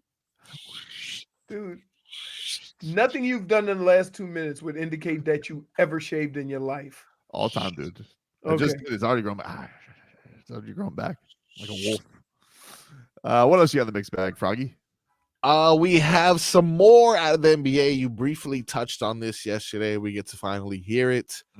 Ja Morant. Not a fan of the Lakers. This is him following their victory over the temper tantrum led Lakers. What is it about this Laker team? It always. I don't like them. They knocked me out the playoffs. And then last year we had a game and they came in here and popped it on our home floor when I was in street clothes. So I wasn't a night. I respect it. I like it. People always say NBA is a little too friendly. I like that the Lakers and Memphis Grizzlies do not like each other. That's good. It's good for basketball. It is good for basketball. It's good to have Ja Morant back in basketball. Things are a little chippy. Remember we saw the DiVincenzo mad at his former team with that. That was one thing that popped off. Snippy, dude. And a little snippy. And speaking of snippy, then we had, of course, Drake versus DeRozan. Oh, that was scary. Drake thinks he's a player. Yeah, I mean, he really does. He really thinks your favorite team, the Kings, because you love the Kings so much, and Sabonis. Okay, you know, dude, why can't we just acknowledge? Why can't we just acknowledge that the dude did something that nobody's ever done in the NBA without you having to? Who was it against? And embarrassing Marcos by making him try to pronounce the guy that played. I mean, there is no R in his name, dude. What are we doing? Come on. What about the fact that you said Jacob? It does look like Jacob. If you don't know his name, it does look like Jacob. Jacob Pugliato. But did you see that the owner of the Kings, he wore a "They Not Like Us" shirt for DeRozan yesterday? I did see that. That's good support. Real cute. It is cute. Yeah, it's real cute. Call me when that trade deadline comes up and that DeMar DeRozan piece is looking really good. Hanging out there goes. Ooh, What else you got, dude? I got a snippy Paul George. He calls the fans stupid. Wow. All I can say is, Paul George, welcome to Philly. Dude. It's stupid. I mean, I was a free agent. You know what I mean? I was a free agent. It wasn't something that I, demanded a trade or, went against the team here. Like, I was a free agent. The team presented something that was team friendly. And I did what was best for me in that situation. So there was the cheers. I appreciate them. Those were the ones that I played hard for. The boos, I didn't get it. I still don't get it when I go to Indy. But it is what it is. It's sports. That's what's in sports. So, yeah, look forward to next year being back here. And, more boos. Hey, he didn't say they were stupid. Oh, he said it's stupid. He was talking about the Clippers fans last night. Right. He returned and he He said didn't they're call them stupid. I'm paraphrasing. No, you're not. You get that absolutely 100% wrong. Hold on, let me hear it again. It's stupid. Oh, okay. Well, it's But they said, what do you think about the fans booing you? What do you think of the fans? I mean, I was a free agent. You know what I mean? I think really what he also could have been asked for. Hey, Paul George, what do you think about them extending a guy whose knee doesn't exist instead of you? It's stupid. It's stupid because that's why he left. He's like, wait, you guys are gonna give him the max? Old Dust knees over there. He's getting the max, and I'm not getting the max. It's haven't even stupid. He hasn't played yet this year. He's like, what do you mean you're gonna pay him? What is this aura around him that they keep giving him extensions and he barely plays basketball? Because when he does, he's so good. I know, but dude, he doesn't He's play. so good at basketball. When was the last time he played more than 50 games? I think he did more than 50 games. 50 is a low number. Kawhi Leonard. Oh, he played 68 last year. He did play. He did, but he got hurt in the playoffs. Oh, okay. So that's That was the same. When it matters most. Before that, 52. Didn't play in 21-22. 52 before that, 57 before that, and then Toronto year, he obviously played 60. And then they so 60 is the number for him. 60 is the number for him, yeah. So that means like 20, yeah, man. You give a guy a max contract, you hope you can only miss him for 22 games. Oh, listen, he almost played 70 last year, and I don't know if his knees are ever going to come back. Like, too much. Right, he needs a year off. Too much. Skip the Olympics, dude. We call that the old, let's get this money. We're going to play 60, 70 games and then get the money and then go back to 50. Jimmy had kind of a coaster yesterday. I was like, oof. Why does Jimmy do that? I don't know. It's very annoying. I just want Jimmy to act like he is the star in this team. Like Spo does that thing where he will put Jimmy with the most 4 random ass guys on the court, and that's to get him to be aggressive. Be like, oh, it's like, yes, that's what I want. Puts 2 rookies with him, right, and 2 shooters. He'll empty the bench, but not you, Jimmy. So guess who got to run the show? It's like, all right, I guess it's got to be me. He goes, Alec. Jimmy's looking at Alec Burks. He's like, come on, hey, buddy. Hey, Alec. I also don't like that his name is Alec. I hate when people do that. Can I just tell you, I have a couple of friends that name their kid Alec, right? And I have a niece named Alexa, not Alexis. Like the Amazon thing? Huh? Like the Amazon? They named after the Amazon thing? Yes. All right. I always say Alexis and Alexa. I got a cousin named after the post office. Usmail. they were not very creative with that one. USMAIL. Wow. Not good. But yeah, so yeah, when people go Alec, people gonna call him Alex, right? I'm trying. Especially it's Alec Burks. So can I call him Alex Burke? Just move that S to the front. Yeah, can we rearrange it like Scrabble? Yeah. I have a male friend named Alexis. I'm always struggling with that one. I know somebody's male whose last name is Alexis. Huh. A male, yeah. Oh. But anyway. Crazy night in the NBA last night. A lot of drama. And none of it happened before 11 o'clock. Nope. Take a break. More to come here on the show. Back after this.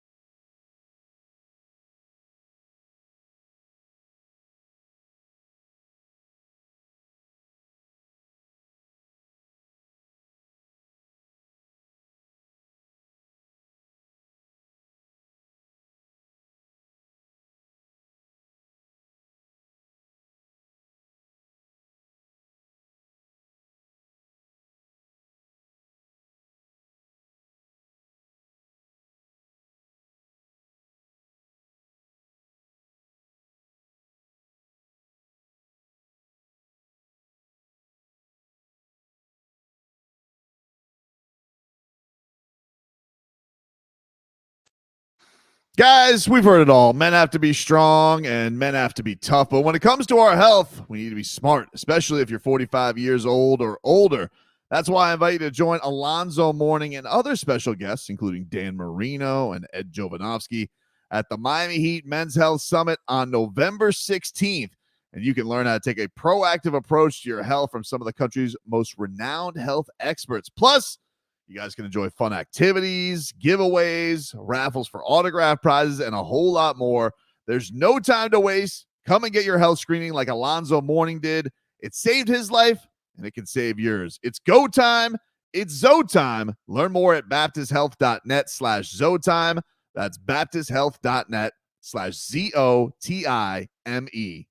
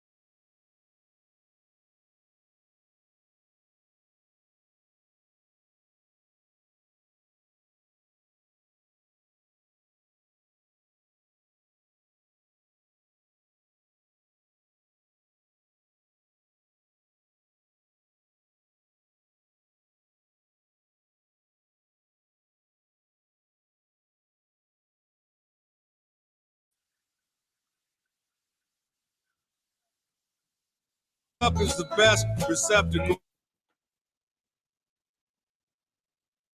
Lord Stanley Cup, I lift you up. Welcome back, everybody. Tobin and Leroy here with you, 560 WQAM. Take you guys up until 2 here on the program. Let's get to headlines, you rascals, brought to you by Doral Hyundai. At Doral Hyundai, choose from over 1,300 new Hyundai miles in inventory, like the Tucson, the Sonata, and the Palisade. Remember, when it comes to Hyundai, the great deals, they're at Doral Hyundai. Also got those Country Bay tickets coming up for you. But the Cats back on the ice tonight against the Nashville Predators.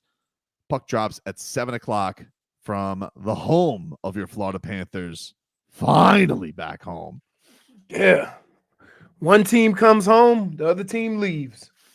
So what do you think here, Froggy? We going we gonna take a little action on the Cats tonight, or are you gonna yell at me again in case if we get to a parlay that's a little bit too juicy for you?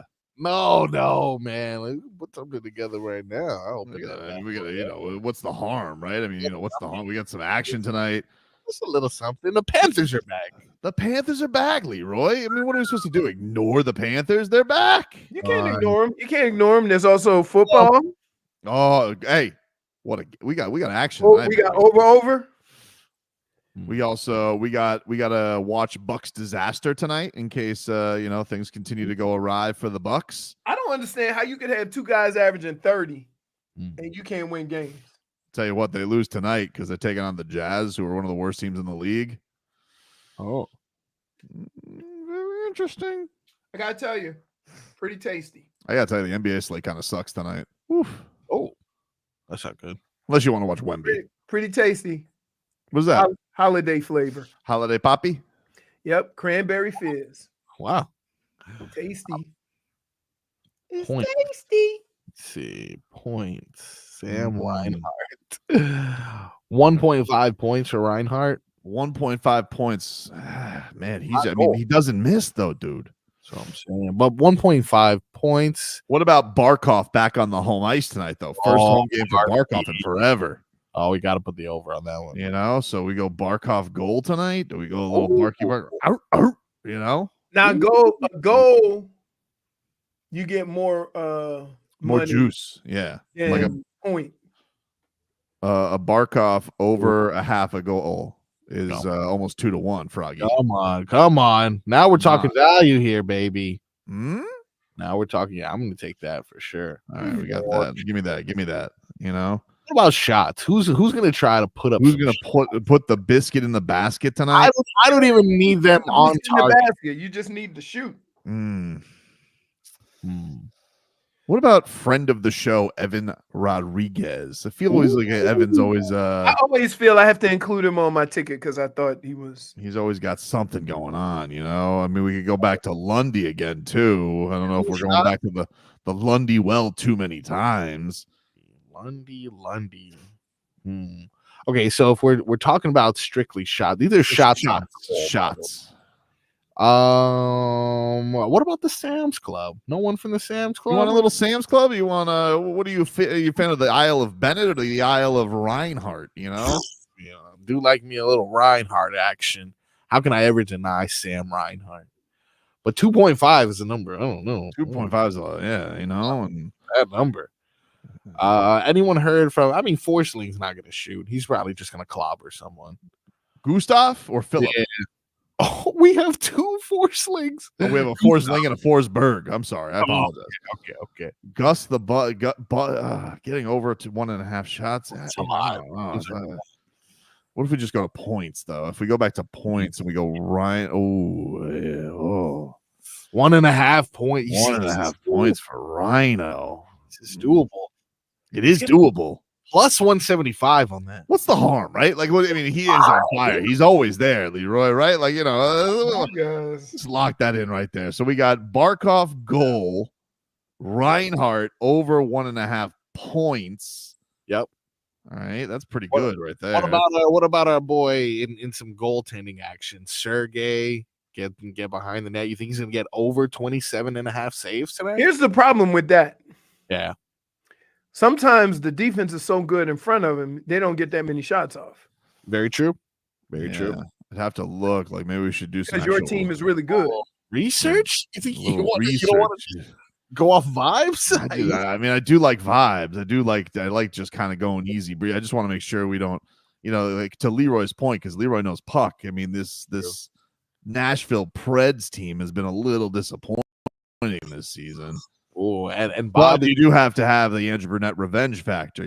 Like he could be out here thinking to himself, it could have been me. He could want a revenge, but the players got to be good enough. Let's see. Their last game, they lost 3-2. Let's see how many shots they put on goal, though. 33 the last game against the Caps. The Caps are a good team. And then they lost to the Kings, and they got shut out, skunked. But the Kings are good, too. That was only 16 attempts on that one. See what I'm saying? Only 16 attempts. So you're talking about the best team in hockey. You're talking about the arguably the best team in hockey, who is known for their stifling defense. Ooh. With a team that just got shut out a couple of nights ago with 16 shots. What about assists, Froggy? What if we throw assists in there tonight for the Cats? That you don't get a lot for that. You can get some. The three person assists. Oh yeah. Okay, and I mean we're looking at 0.5 for majority of the team here. I know. So who's gonna get in on the action is really what we got to look out here for. Carter Verhaeghe, will he turn his swag on, or will he be more of like, I'm gonna shoot this thing? Man, Carter Verhaeghe's a goal scorer. All right, that's a good call. It's a good call, Leroy. I mean, do I give it to Barkey too? Is Barkey just going to be everywhere? Barkey does get assists. I mean, that is what Barkey does. You don't, when you're barking up the wrong tree, who's there to give you the assist? Alexander Barkov. Look at that. Yep. Look, hey, what? Look at that. Come on. No. Oh, well, come on. What are we thinking? But that Lundy line, they're always there together doing things. So maybe we do an Anton Lundell assist. See, that's what you do. You look at the lines. You look at the line. Oh, the value of score. All right, so we got right now. All right, we got a Barkov over half a goal. Yes. Rhino over 1.5 points, and Anton Lundell over half an assist. All right, plus 600 tonight. Pretty good, Marcos. Can we just maybe we just sit there and we'll just take this a nice solid win tonight? And that should be a responsible thing to do. This is a pretty reasonable way to go. I can already tell by the way he's smiling. That ain't gonna happen. What are we talking about? Okay, so I don't know how I just managed to get 6 legs on my parlay. What? I picked the Panthers to win because I think the Panthers are gonna win, right? And I put the under on Bob saves because the defense is gonna be so good and the Predators can't score. Interesting. So if I add those, that turns my $10 into $185. Wow. Come on. I don't like how you went rogue there on me. Okay, but see, I'm sharing it with you. Let's go over it one more time. Panthers win. Bob under on 27.5. Okay, so you put the Panthers win in there. Yes. I mean, because that's what am I doing this for? I think they're gonna win. I might as well put a little something on that. Fine. Bob under on saves, though. You kind of convinced me. You too. Remember, we did the logic thing. We looked at the stats, baby. What if we return home though and Bob gets a shutout? Because if you put shutout in there, okay, hold on. Shutout is plus 1,200. So if we add on the parlay, add it all together, we got plus 6,000. Froggy. Oh my God! Talk to me. Okay, hold on. But he can get a shutout while still getting the under on saves? Is that possible? He could. Yeah, he could. Woo, he could. Because they're not going to. You know what kills hockey in all of this? Yeah. The old empty netter. But we're not going to have an empty net. We're not going to have an empty net. Oh my God. Shots on goal, shutouts. If it's like 1-0, 2-0. I don't know what just happened here, but somehow my parlay went to plus 15,000. How did this happen? I just picked the same thing you did. Shutout. Oh, because shutout. I just added the shutout and under on the saves. I'm at plus 15,000. Wow, that's a ticket right there. legs plus 15,000. You can't. That's a value. That's a ticket right there. That's Maybe shutout is too much though, Froggy. Maybe it's a I little know. too much. Maybe we do Too a late. set. Too late. maybe- He already. As soon as Don't he tell saw me- 50,000, Oh, did you press send? I'm about to, but wait, hold on, Tobin. I was just gonna say maybe we'll just why don't we do our parlay and then we'll have a hedge bet. We'll have a little side action on the shutout. Okay. This is responsible. This is responsible. Yes, you're telling me I should make the same bet twice, and one of them have a shutout, and the other one shouldn't have a shutout. No. What? No. He said only bet the shutout. Just bet the shutout. There's nothing wrong with it. Maybe you could even do shutout and Panthers win because obviously you would need both. So just like you could even fluff it up a little bit. I'm just drooling at this plus 15,000. I am drooling at this. Just put a little bit. So many things we're trying to predict in a hockey game, which is like And the most wait, random No. sport. In one hockey game. One hockey game, 7 legs. No one does You that. know, if it's plus 15,000, it's basically telling you, hey, thanks for the money. Yep. Walk away, frog boy. What's going on with my thumb? What's wrong with them? Okay, you're right. All right. Anyway, the Heat, they lose last night 115-112 to the Suns. We've covered it a lot. Thursday Night Football, as Leroy said, Ravens hosting the Bengals. Let's get to a fantasy football update, which is sponsored by Tito's Handmade Vodka. Tito's is America's favorite vodka for a reason, known for great vodka and giving back, doing good for dogs. We love dogs on this show. 40% alcohol by volume, namely 80 proof, crafted to be savored responsibly. Also, my favorite drink, just straight for a post-Heat heartbreaking loss. Jeez. What a shot. Thursday Night Football tonight. I mean, like, dude, you got some players in this one tonight. You got Lamar. You got Derrick Henry, who's just, I mean, he's a monster. I can't. Things I won't figure out. How anybody let Derrick Henry get to the Ravens. If I heard that even on a whiff of it, I'm like, we can't let him go to the Ravens. It's just irresponsible. But he's on the Ravens and he's unstoppable. And then of course you have Joe Burrow, who even when he's good looks miserable. True, so true. What's up with that? What's his deal? Let's I think I have that audio here. Let him explain. Yeah, look, we played great on Sunday, but I'm not going to ignore when there's things that I feel like we could have done better. You know, maybe I could have not let my emotions show quite as much, but it's also something that I've tried to do more, and I know people in the locker room have wanted me to do a little more, whether good or bad, but you can't.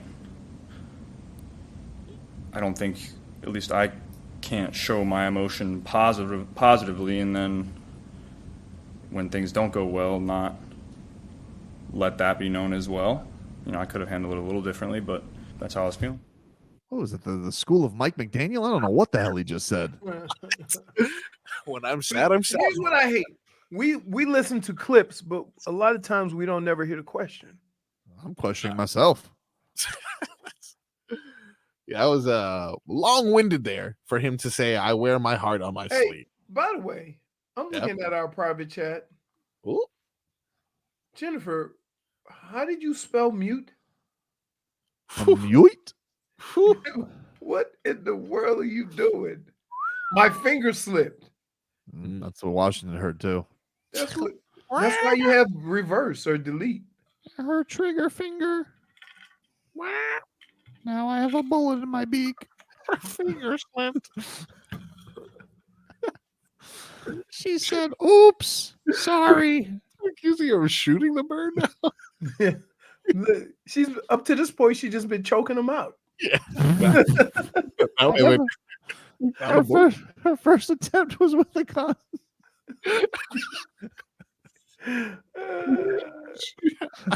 I caught the bullet. I thought it was a coconut. Coconut moving at so hungry. So hungry. Right. Neighbors couldn't hear it because she blasted that devil music. Okay. Rockville, where we murdering birds, murdering birds. Yeah, this is the headlining band for this year, I believe. Jeez. You guys are evil. She said you could do this the easy way or the hard way. I said, I love Tim Hardaway.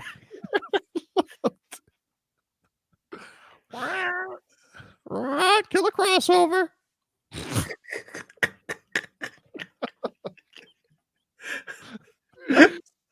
That was the move she used to murder me. Okay. JFig's a murderer. Okay. I'm picturing her with basketball. What? She's picturing her with a Picture basketball. her smashing him with the basketball. That really is a killer crossover. Right, she tied me down and she just started doing handles.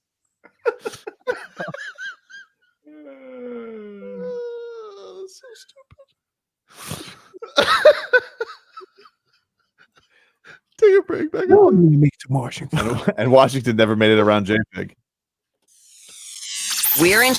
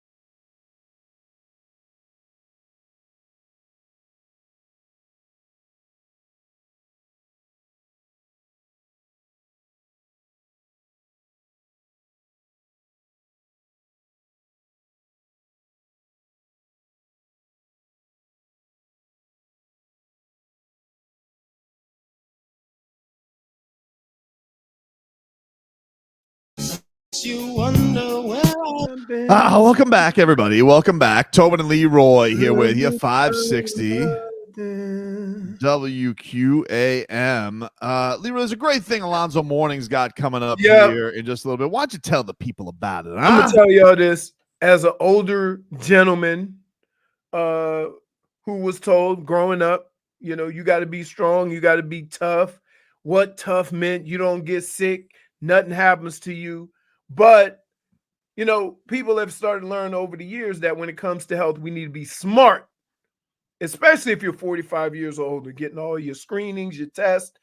And so that's why I want to invite you to join Alonzo Mourning and other special guests, including Dan Marino and Ed Jovanowski at the Miami Heat's Men's Health Summit on November 16th and learn how to take a proactive approach to your health from some of the country's most renowned health experts. Plus, you can enjoy fun activities, giveaways, raffles for autographed prizes, and more. There's no time to waste. Come and get a health screening like Alonzo Mourning did. It saved his life. It could save yours. It's go time. It's Zo time. Learn more at baptisthealth.net/Zotime. That's baptisthealth.net/ZOTIME. Alonzo Mourning, he's tough. He's tough. He's tough. You know, but it's funny. It don't matter how tough you are. Health issues are tougher.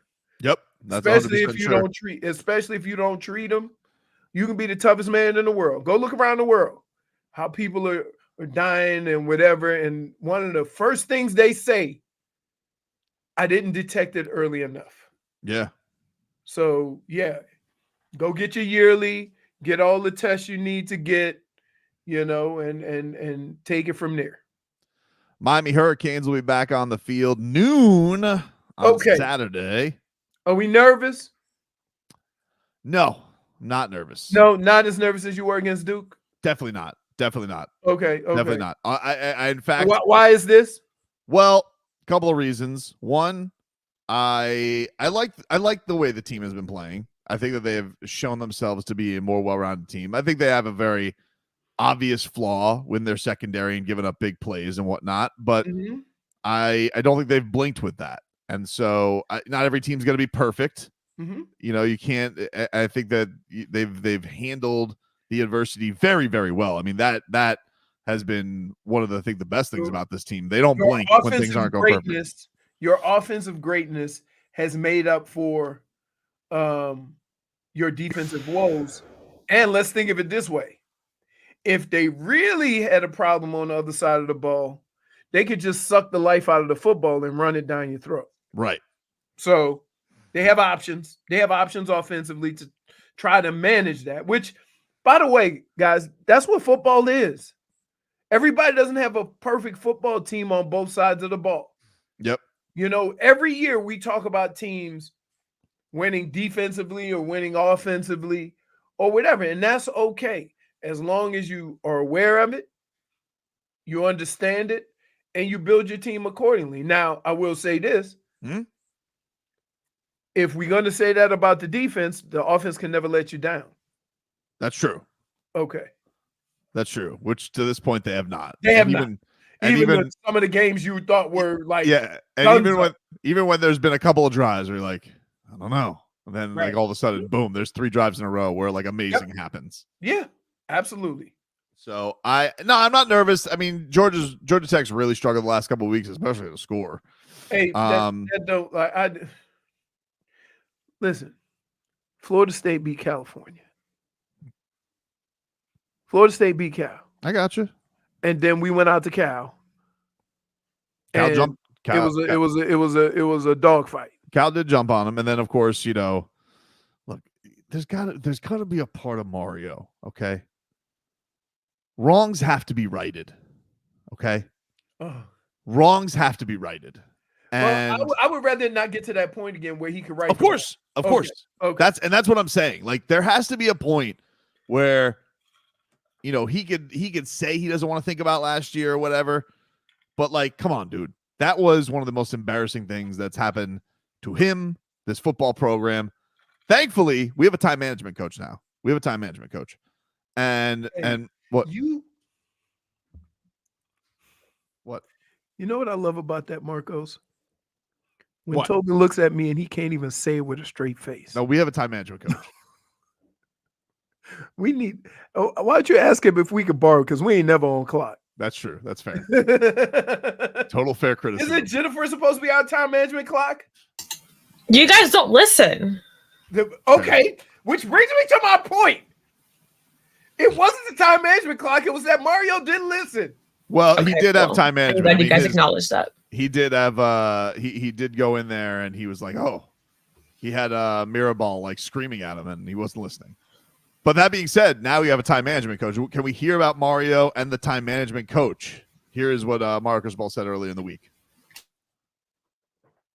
I don't know, visible and present, but it's the same processes and it's constant interaction, so that there's a fail-safe. There's no holes, there's no loopholes in process.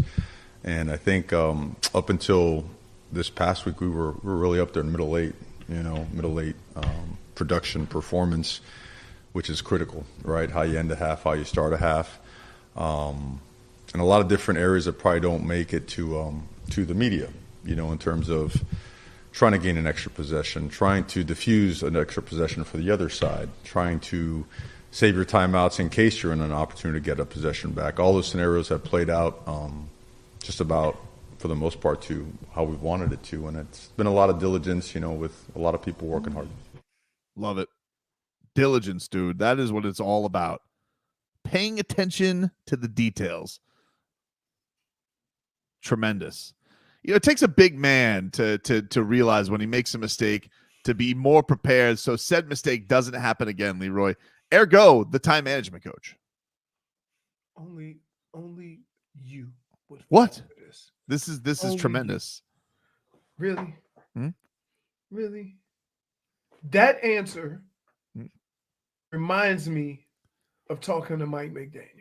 No. The only difference is the only reason why we tolerate it is because Mario's winning.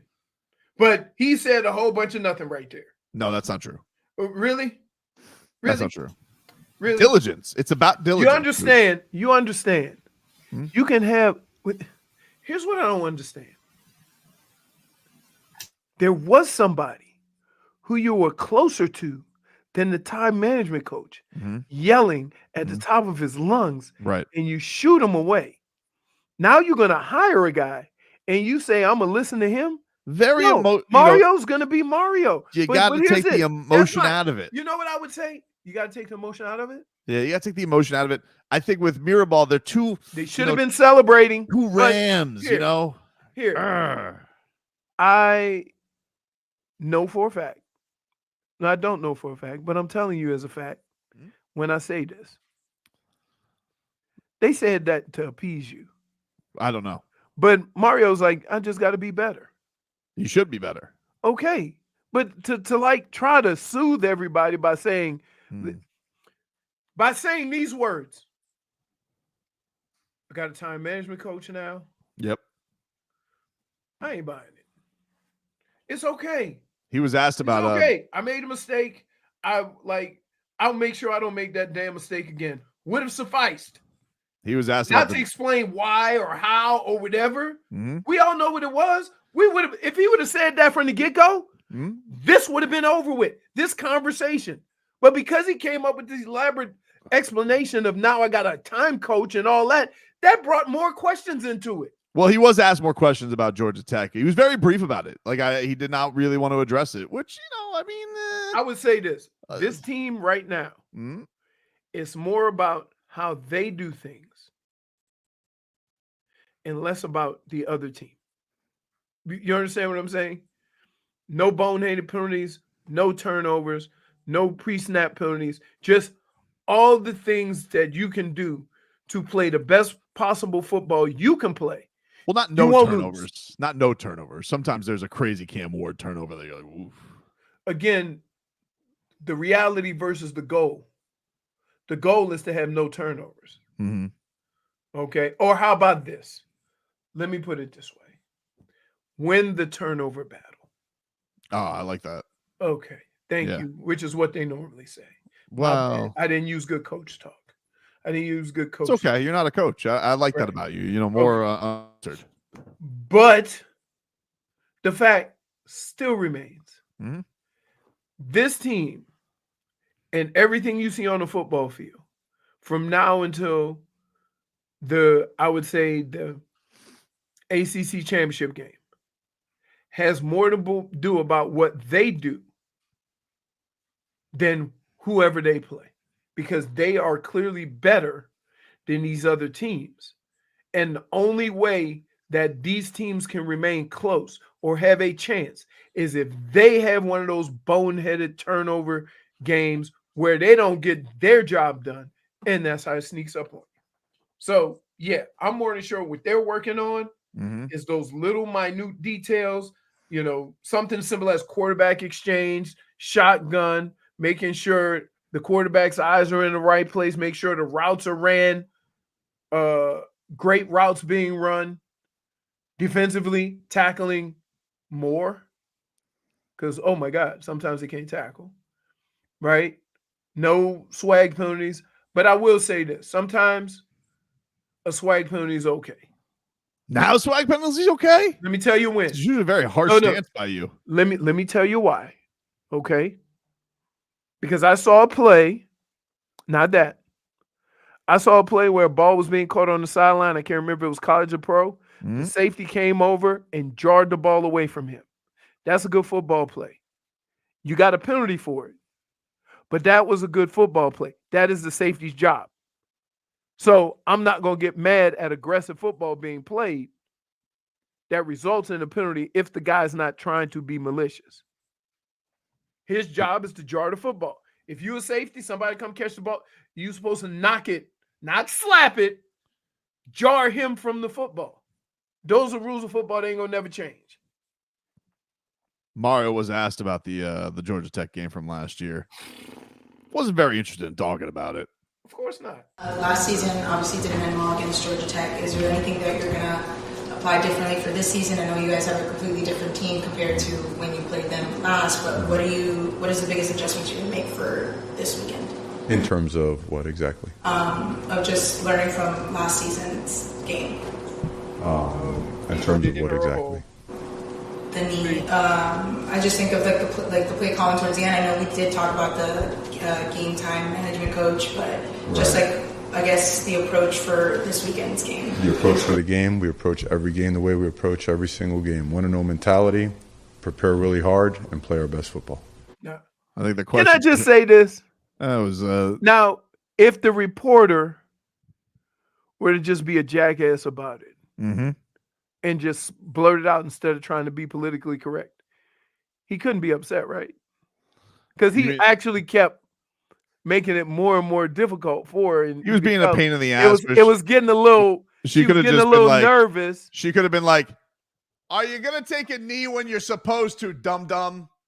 Oh, but that's what I'm saying. Rude? Now, but you wouldn't have done that. But so my question to you is, if she would have been that straightforward, well, then he's going to be a jerk about it, right?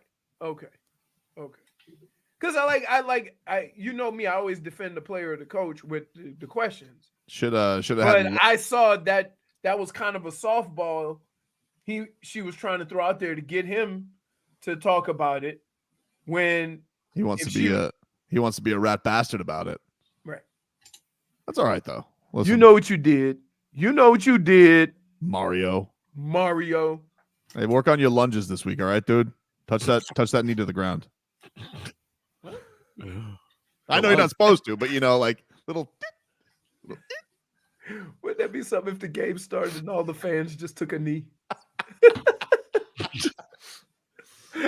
Oh man! And just take a knee and go 5, 4, 3, 2, 1.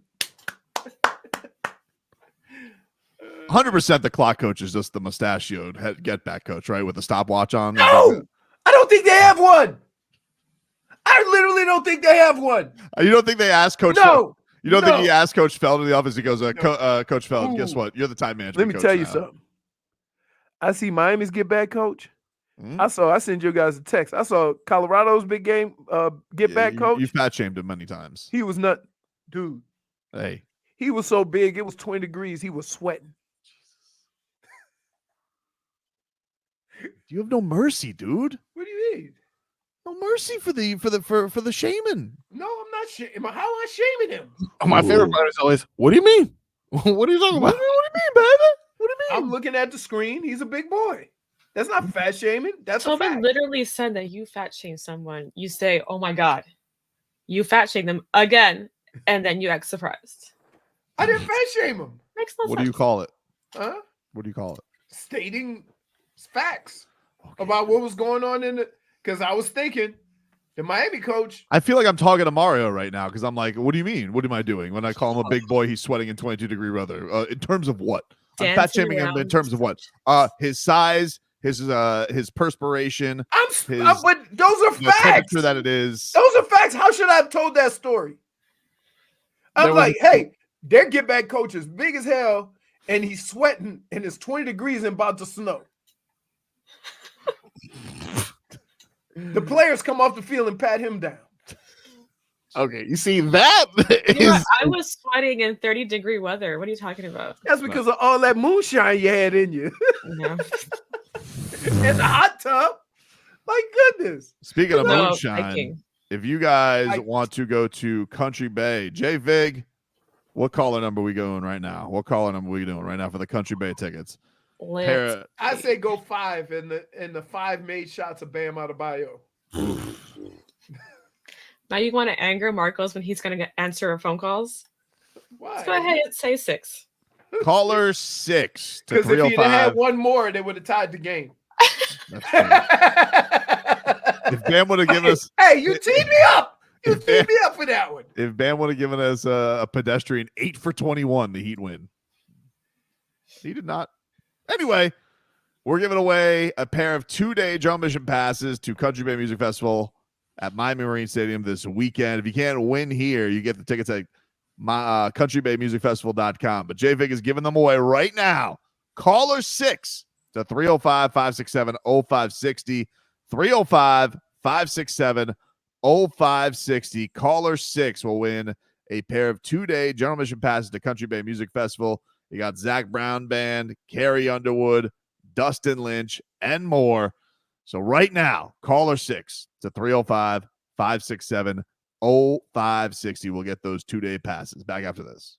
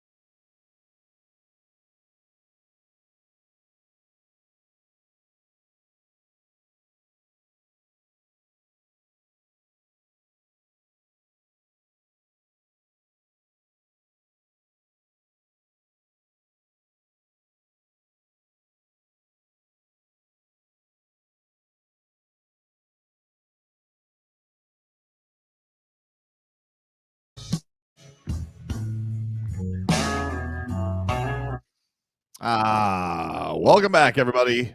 Tobin and Leroy here with you. 560 WQAM. Take you guys up until 2 here on the program. Cats back on the ice tonight. You got that right here for you. 560 WQAM. Are the boys at the arena tonight? Hawk and Crowder, are they off at Emerald Bank? No one has bothered me yet, so that means no. Oh, okay. They could be, but usually someone's in here like, can you put this on the board, or something annoying. So since no one's bothered me, I'm just gonna say no. All right. Hey, as good as it gets with any of these explanations. It works for me. That's my research right there. Did you not do the research? No. Still waiting on Dono today, by the way. That might be the funniest thing. When Chris Fowler asked Tobin that, and he goes, "No." Like, how dare you insult me like that? No. They usually cover, by the way. I hate to tell you that. That's you probably have done your research. I did not on that. No, he didn't. No, you did not do the research. I don't do. Brendan, you didn't do your research. No. They always cover. They always. I no, Chris. I don't do research when it comes to the Canes. I put on the turnover chain and I walk around with swag and I throw up the U and I say that Leroy is a hater. That's what I always do. Wow. I really thought that it was always better to get Nick Saban fresh off the season, but apparently not so. It's the opposite. It's the opposite. It's the opposite. You want them to get a little into the season before you start picking them off. Man, didn't work out. Isn't Alabama kind of like blah this year? Yeah, I mean, they're not the same, right? Like it's one of those things. You probably knew after Nick Saban was going to leave, there was going to be some kind of but again, it's like even when they're praising the quarterback, but when I watch them play, I'm not feeling it. You know, it's tough. They always have a running back. When you they don't even have that. When you watch Cam Ward every week, you're probably like everybody else kind of.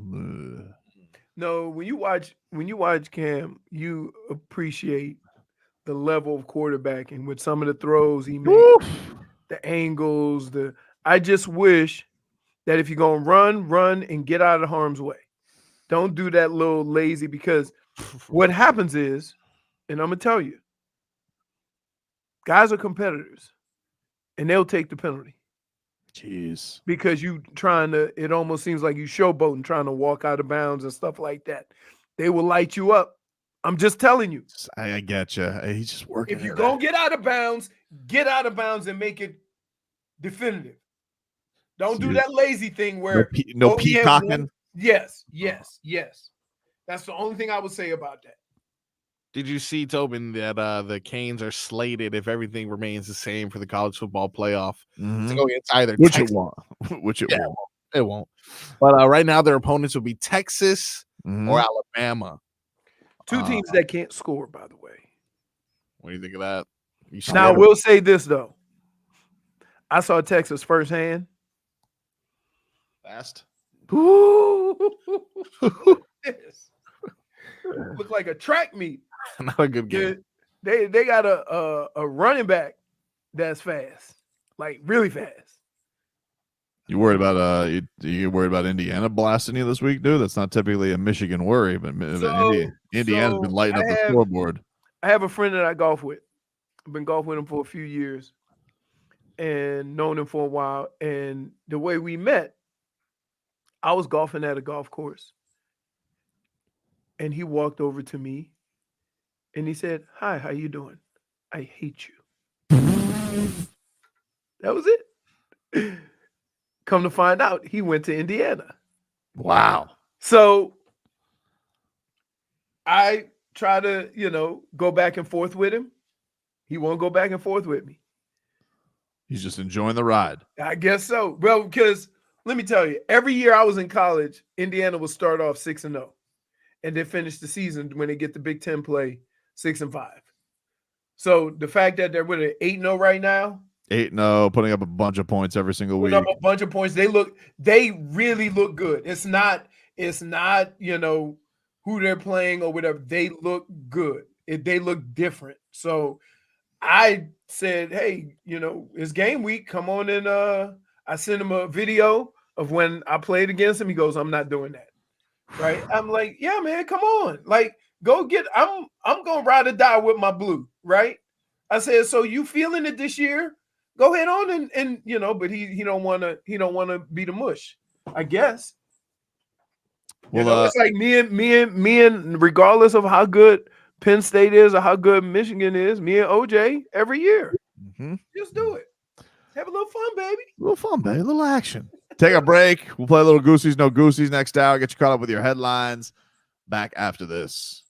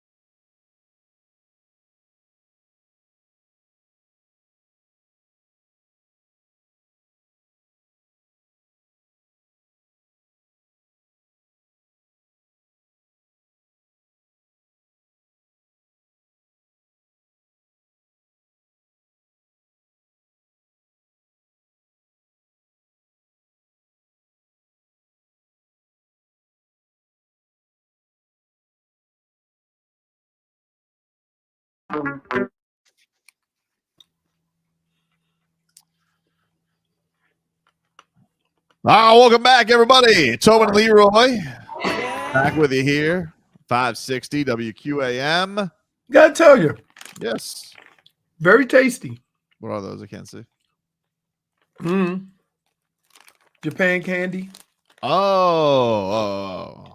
Throw that up again. Throw it up. Let me see. I understood 2 words. Guess what those 2 words are? I don't know. Almond and chocolate. I don't like chocolate and almonds.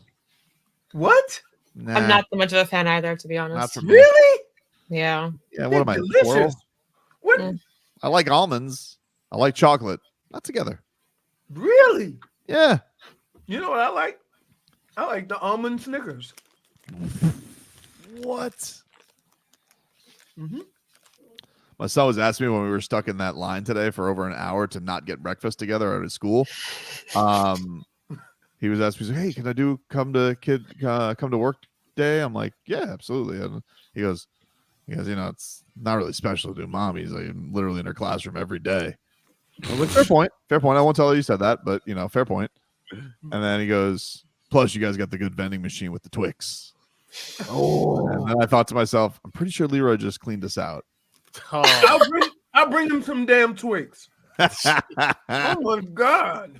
You were getting after it the other day from the candy because you were like, "Oh, there are Whoppers." Oh, there's literally nothing. That wasn't out of the machine. No, you said no, dude.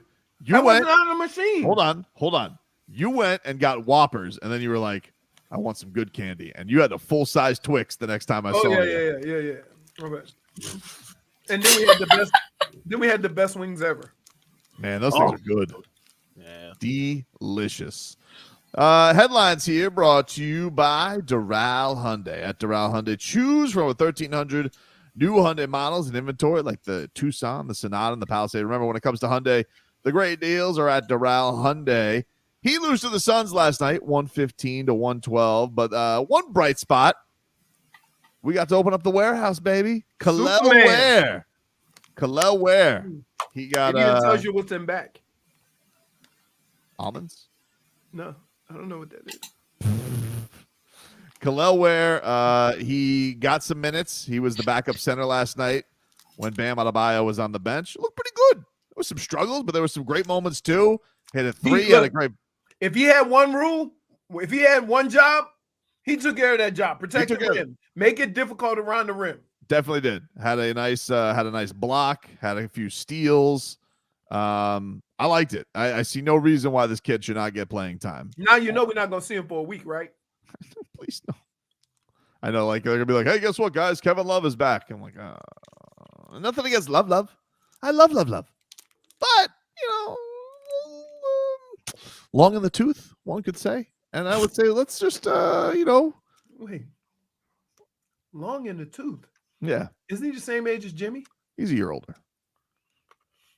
Are you going to be saying that about Jimmy next year? Never. Okay. Then why are you saying about Kevin? I'm gonna be saying that about Jimmy this year. You seen him playing? I don't like it. People. Your opinion on players. His opinion on players is simply based on whether he wins his parlay. You're lashing out. Yeah, Leroy, you're lashing out. No, you've been lashing out all day. That's what she said. You're lashing out, Leroy. I'm just following her. Ridiculous. Here was Erik Spoelstra on Kel'el Ware getting a little action, baby, yesterday. Here is the Heat head coach on the warehouse. The way they, do things, we felt like he could present some challenges for them at the rim, and he's been really progressing quickly, behind the scenes, and he's kept himself ready. And I thought his minutes were very good. Those were encouraging. Yeah, it was encouraging. Here's the thing that nobody could deal with. It's not the height. It's the 290. Oh, Nurkic? That dude's a moose. He is a moose. Oh, my goodness. I mean, him hitting that 3 was just garbage. Like, what is that? He hit 3 threes. But, dude, the one that he hit from freaking Tucson. I know. I was like, 2 seconds left. Nothing but net. Yep. Crazy, dude. Kel'el Ware, this is him on having to be patient with Spo's philosophy. I mean, it's just like you said, it's satisfying. Just for it to. I guess you could say it's more of a dream come true. I guess you could say that. Because you work, you put in the work. For them to watch you do that and to finally be on that stage and to be able to perform and at your best. I feel like that's. Oof. I know what he wanted to say. Been playing basketball my whole life. That ain't gonna never change. Why all of a sudden I get here and now I gotta take baby steps? Crazy. This is from Anthony Chang. He tweets out, the biggest difference between Bam Adebayo this season and last season is his efficiency inside the paint. Adebayo is shooting 46.5% in paint shots this season compared to 57.3 last year. Oof. I mean, we saw it. We saw it. We don't need stats. I'm just saying that you really need numbers to know Bam been building a brick house from in the paint. Hey, they're there. He won't even take outside shot. If you wanted confirmation, there you go, dude. Just so your eyes do not lie.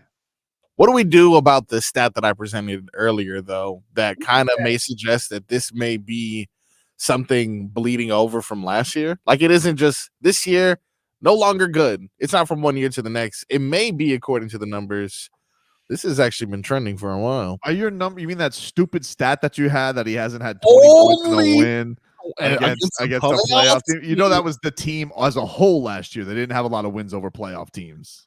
Well, I mean, carrying the torch. No. You know what he basically did? You know what he basically did? He just went Tua stats on us. He just put Tua stats in basketball. Oh yeah, well, Tua is 2-7 right about now. So you're like Bam, you had 20 points in a game, but you were doing it with some dude from Sioux Falls because Jimmy and Tyler didn't show up for work. Get together, you bum. Pretty Didn't much. you tell me that his 20 points against the Sixers happened when Embiid was out? He was out. That's just the facts. I just want to remember that. Well, those are the facts then, buddy. He doesn't. Jaime Jaquez at 30. Won me my parlay that day. Good times. Good times. Good times. 30 point double. He hasn't really hit that since. Well, hopefully the BGs are done for him because he's missed the last couple of games. Been sick. I mean, let me explain something to you. He gonna come back weighing about $180. Because if he still got the BGs, unless he got like the stomach a bug or something, a flu or something. You know what I mean? But just the BGs, if you have BGs that last longer than 2 days, please go to the hospital. That's into the bathroom. I wonder if it's one of those things where every time you go to get up, oh, not yet. You can't play basketball like that. It's too embarrassing. You can't all be like Paul Pierce. I wonder if he's still in Mexico sitting on the toilet. Sweating. So, there's nothing worse.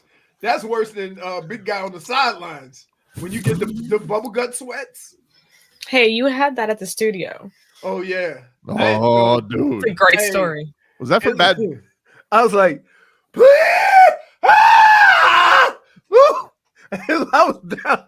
And I was like, and I'm like, and I kept myself. I couldn't find no paper. I had toilet paper stuck. I couldn't find no lights or nothing. I'm sweating. That's right, because you were doing this all in the dark too, right? I was in the dark. I'm trying to wave to get the lights on. And I'm trying to concentrate on doing. I'm like, oh, what did I eat? I'm never eating that again. Well, no. And then when I left to go home, I bought some hot fries. So I don't know. Like, see, imagine what you ate here. Imagine what he ate over there. I know, much worse. But I'm just like, I couldn't. Like, wow, that never happens. So, listen, I say I'll be back. I tried to play it off, but by the time I got into the hall to go to the first floor, my arms and everything was sweating. I was like patting down. Then when the light didn't come on, I was like, please, Jesus, just get me there. I don't want to poop on myself. Please. We've all had that feeling. We all had that feeling. You ever, on your way home, You know you close, and then you get to a red light. you like, Now imagine you gotta go. Now imagine you gotta go score 15 points. Awful. Oh, that ain't happening. That ain't happening. I've seen guys speed walk into the locker room during the game. Now I will say this: I've never had to leave a sporting activity. Never Larry O's in it. Nope, never. How about that? Never. We'll take a break. We'll play a little Goosies. No Goosies coming up next.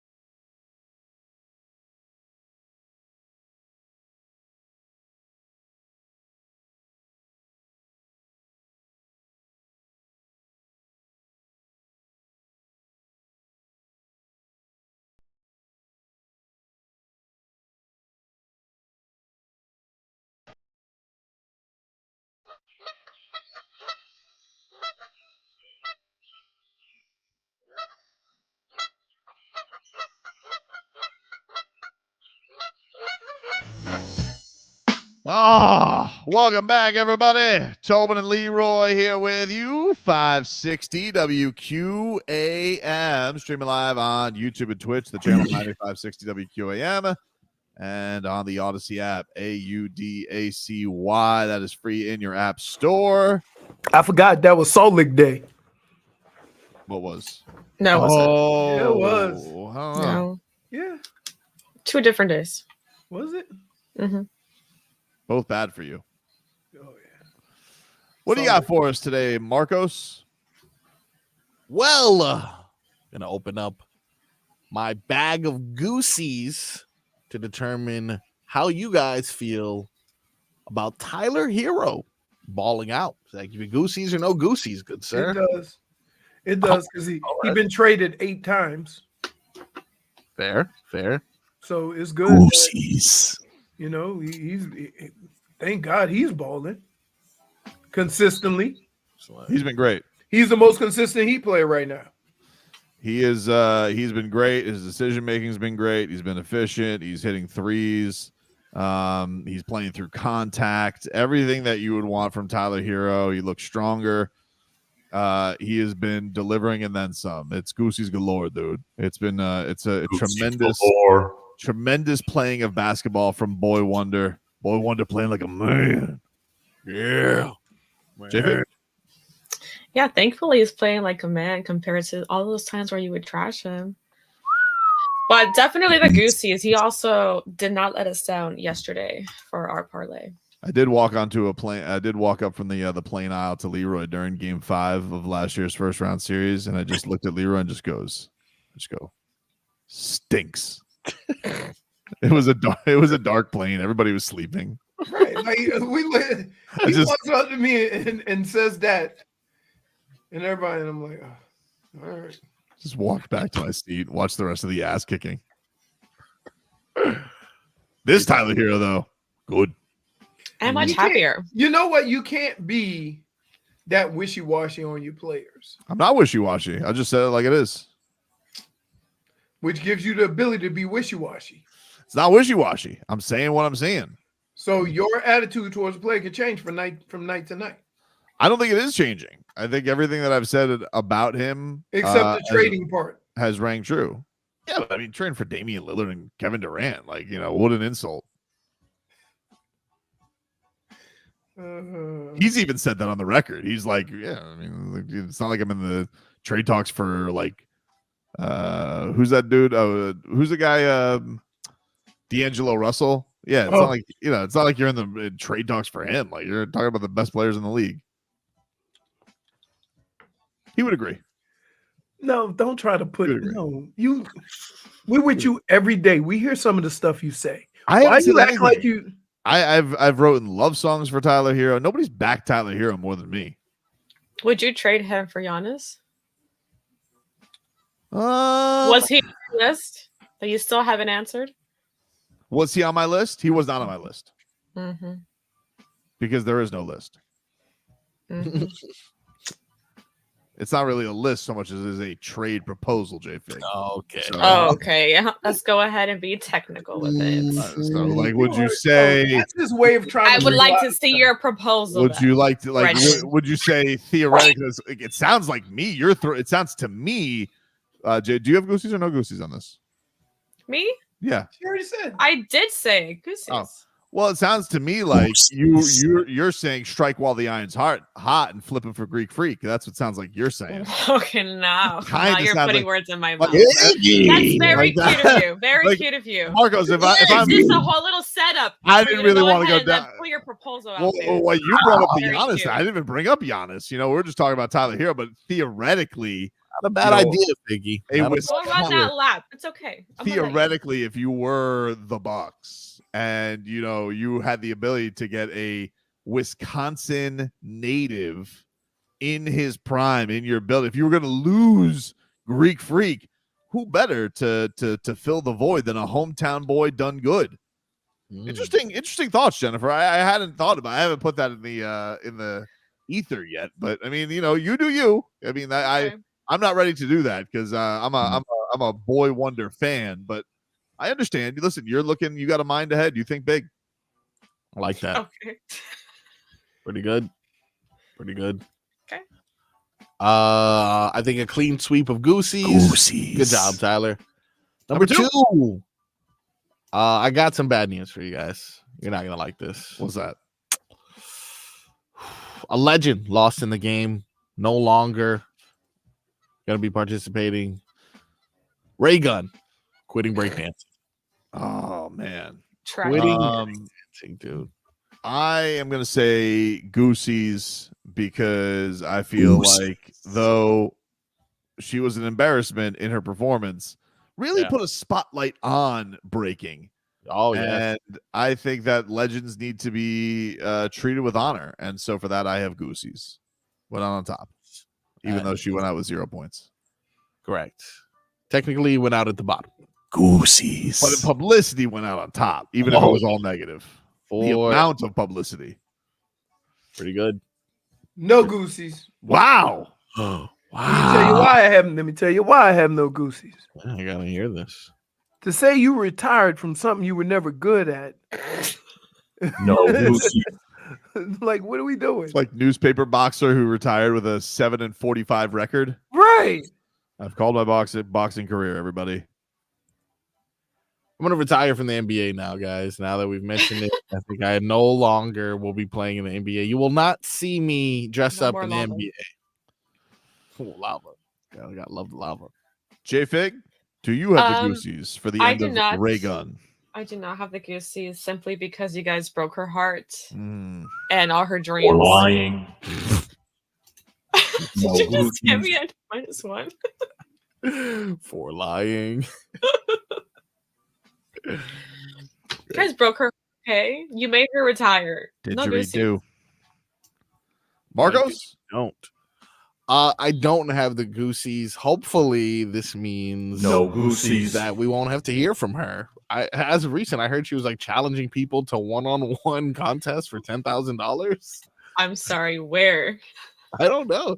She said, if you think you can dance better than me, let's go one-on-one. Dance better than Ray Gun, $10,000. Nick T says this is like when Tobin. Where? Nick T says, this is like when Tobin retired the harpoon. I mean, I'm just trying to grow as a person. You guys always want me to like, hey, Tobin, do the fake trade thing. I'm trying to grow as a person, a broadcaster. You can't always go to the well with the same things. Seems like someone else is proposing trades on this show now. Yeah. Fig. Okay. Trade machine Figgy. Look at that. That was me. I mean, theoretically, if you did want to like throw in a little height in there too, because he's not getting much playing time here, maybe. Oh, what? Do tell. I'm just saying, theoretically. You should have in my proposal. Sweetener. What's number 3, Froggius? Number 3 on our agenda for today happens to be a little interstate rivalry. Okay. Florida gives Billy Napier the old vote of confidence. Canes and UF set to face off next year, September 20th.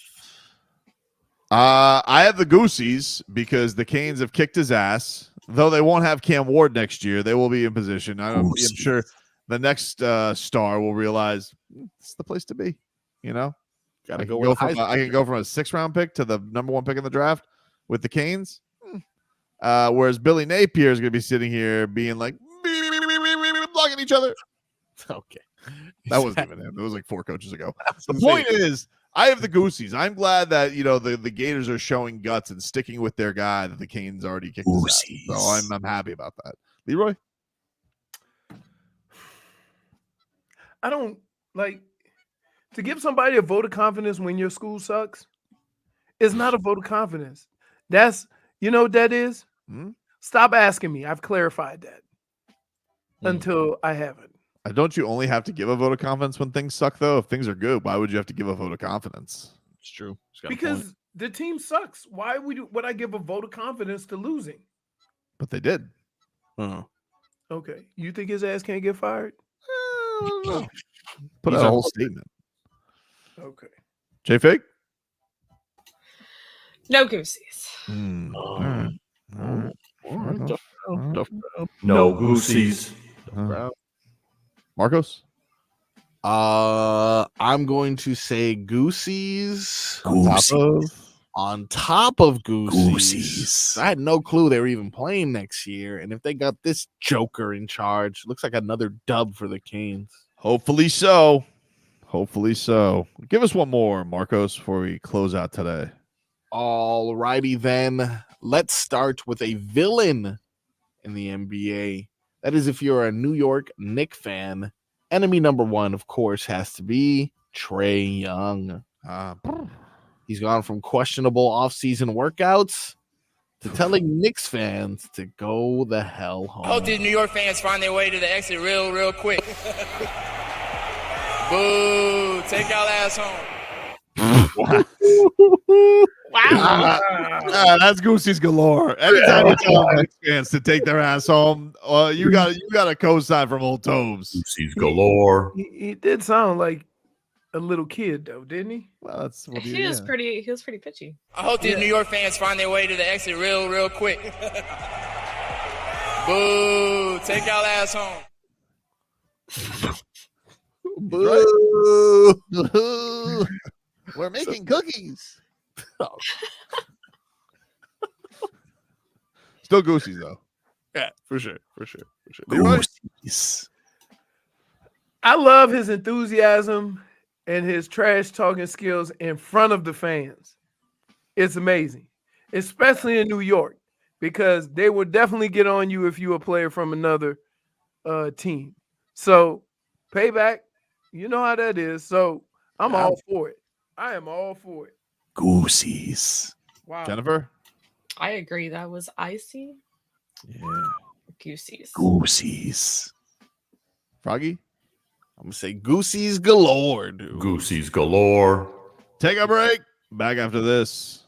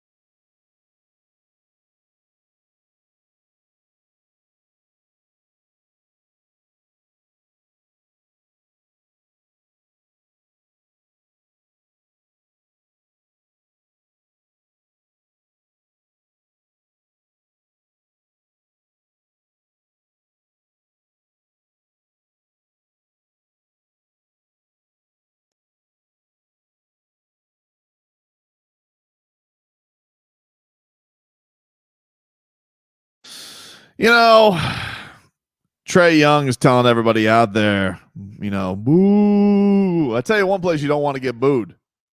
In the bedroom, dude. That's why you should try Blue Chew. Blue Chew is a unique online service that delivers the same active ingredients as Viagra and Cialis, but in a chewable form and at a fraction of the cost. Now you can chew it and do it, and there'll be nothing, ice tray, there'll be nothing chilly about your performance in the bedroom. Because, guys, your partner wants you to have a filling sex life, wants that confidence there for you. So no need to wait. Just go to BlueChew.com today and give it a whirl. You don't have to have any doctor's visits. You don't have to go to the pharmacy. Just get shipped right to your door in a discreet package. I got a great deal for all our listeners out there.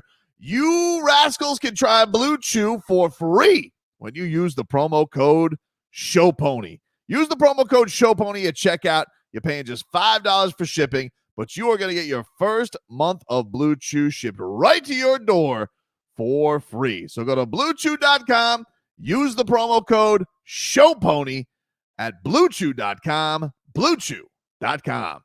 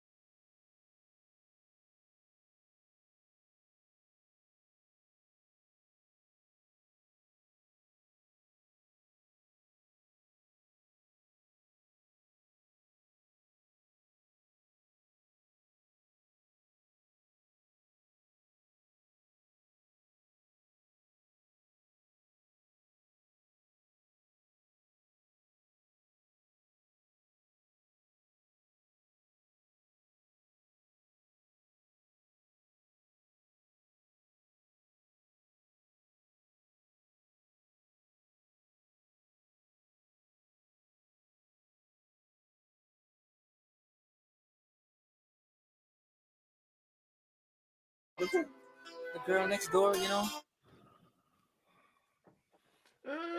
Come around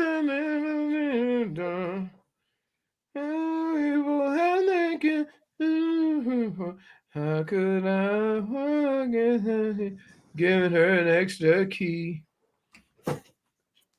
No, don't stop. Wasn't me.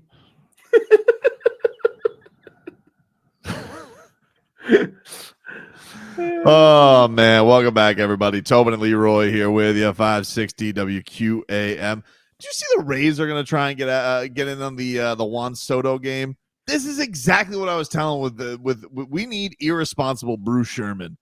What he needs to do, just like the Rays did, okay? Just like all the other owners tried to do down here. Just dangle a little something out there. Let's just have some fun, you know? Doesn't Bruce Sherman want to have a little fun? And, like, what's the harm? I mean, sure, you probably shouldn't sign somebody to a contract that you have no business paying.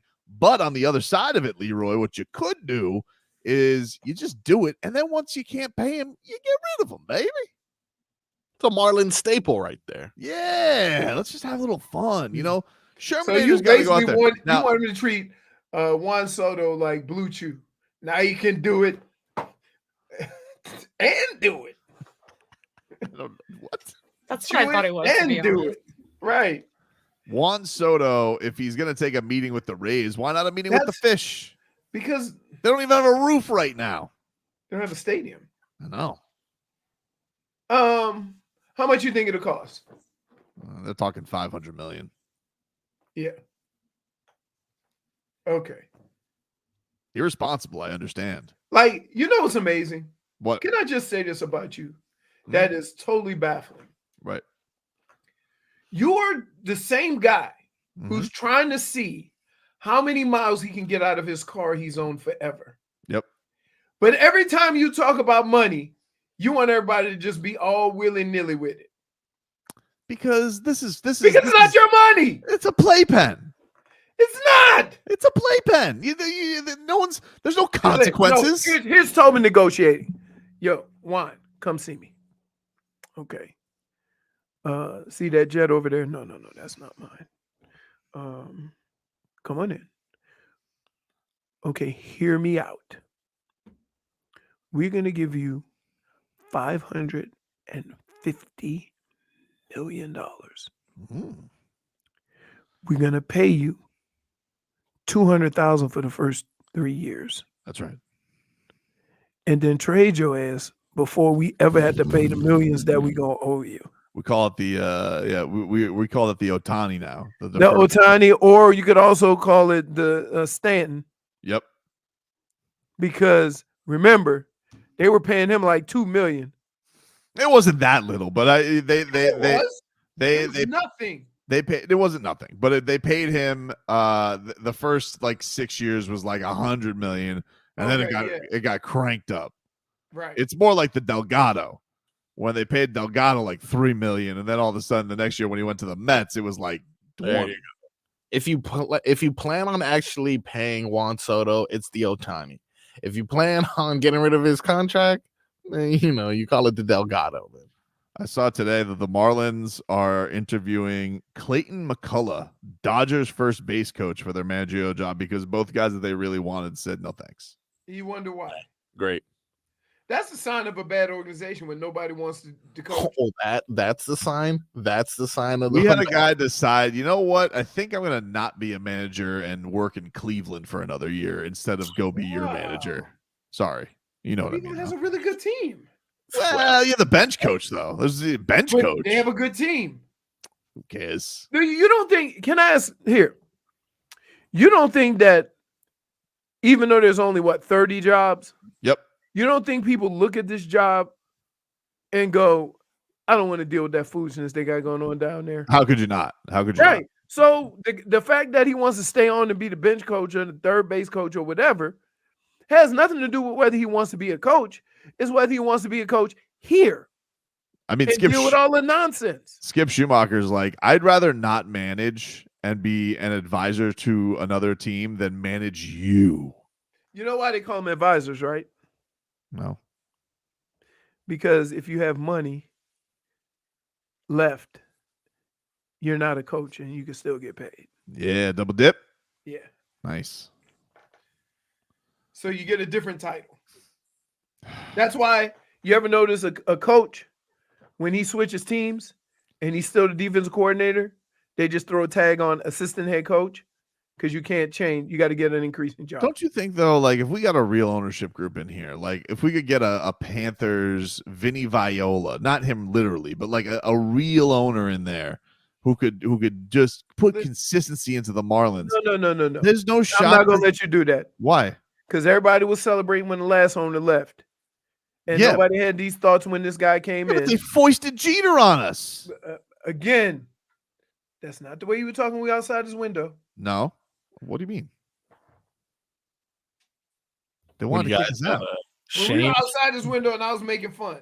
The way you were talking, you were making fun of Curtis Granderson. Hold on. A grown-ass man who has played baseball his whole life. Very nice man, by the way. Very nice. Very nice. Man. Reached down to catch a fly ball and stepped on his own glove. So it was only like 3 people there. I started laughing. It was funny. What do you want me to do? Right? If you were watching baseball, I don't care what level, and outfielder ran to catch a ball and stepped on his glove and fell on his face, that's gonna get some giggles. Baseball money's so crazy, though. I mean, the Panthers get to do this. In fairness, the Panthers do get to do this. And like, what'd you pay? You're paying these guys like at most, $7 a year. Like that's a haul. That's like I'm surprised these hockey players. It feels like hockey business is booming. But it all depends on how much they're making. So $7 million.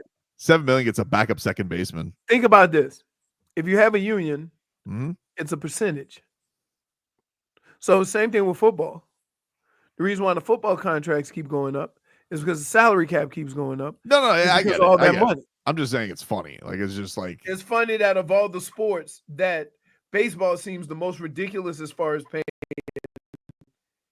and hockey is like guy makes $8 million and say, "Ooh, we getting that money on." No, not like we paid a guy to sit on the bench in Miami. I'm talking about the Dolphins, Will Fuller. Oof. I don't even know what number he wore. I don't know, but it had a lot of zeros after it. No, I'm talking about number. Oh. Didn't they pay him like $10 million? I think $10 million, yeah. Anyway, that's our show today, everybody. Have a great one. Enjoy the action tonight. Marcos, stop yelling at us with all the gambling. Oh, we got 2 parlays for tonight, baby. Let's go. Bad States. Yeah. Bad States. We have Danny Green on the show as well. We'll talk some NBA playoffs with our Odyssey NBA Insider. But now we go to our Odyssey Amphibian Insider. Jesus, Leroy. I mean, I was sorry. I couldn't even. Leroy. Leave the monkeys alone. Well, koalas have chlamydia. So when you run into one of these crack bears, you should be able to shoot it. Hope you mother have a good day. Afternoons in the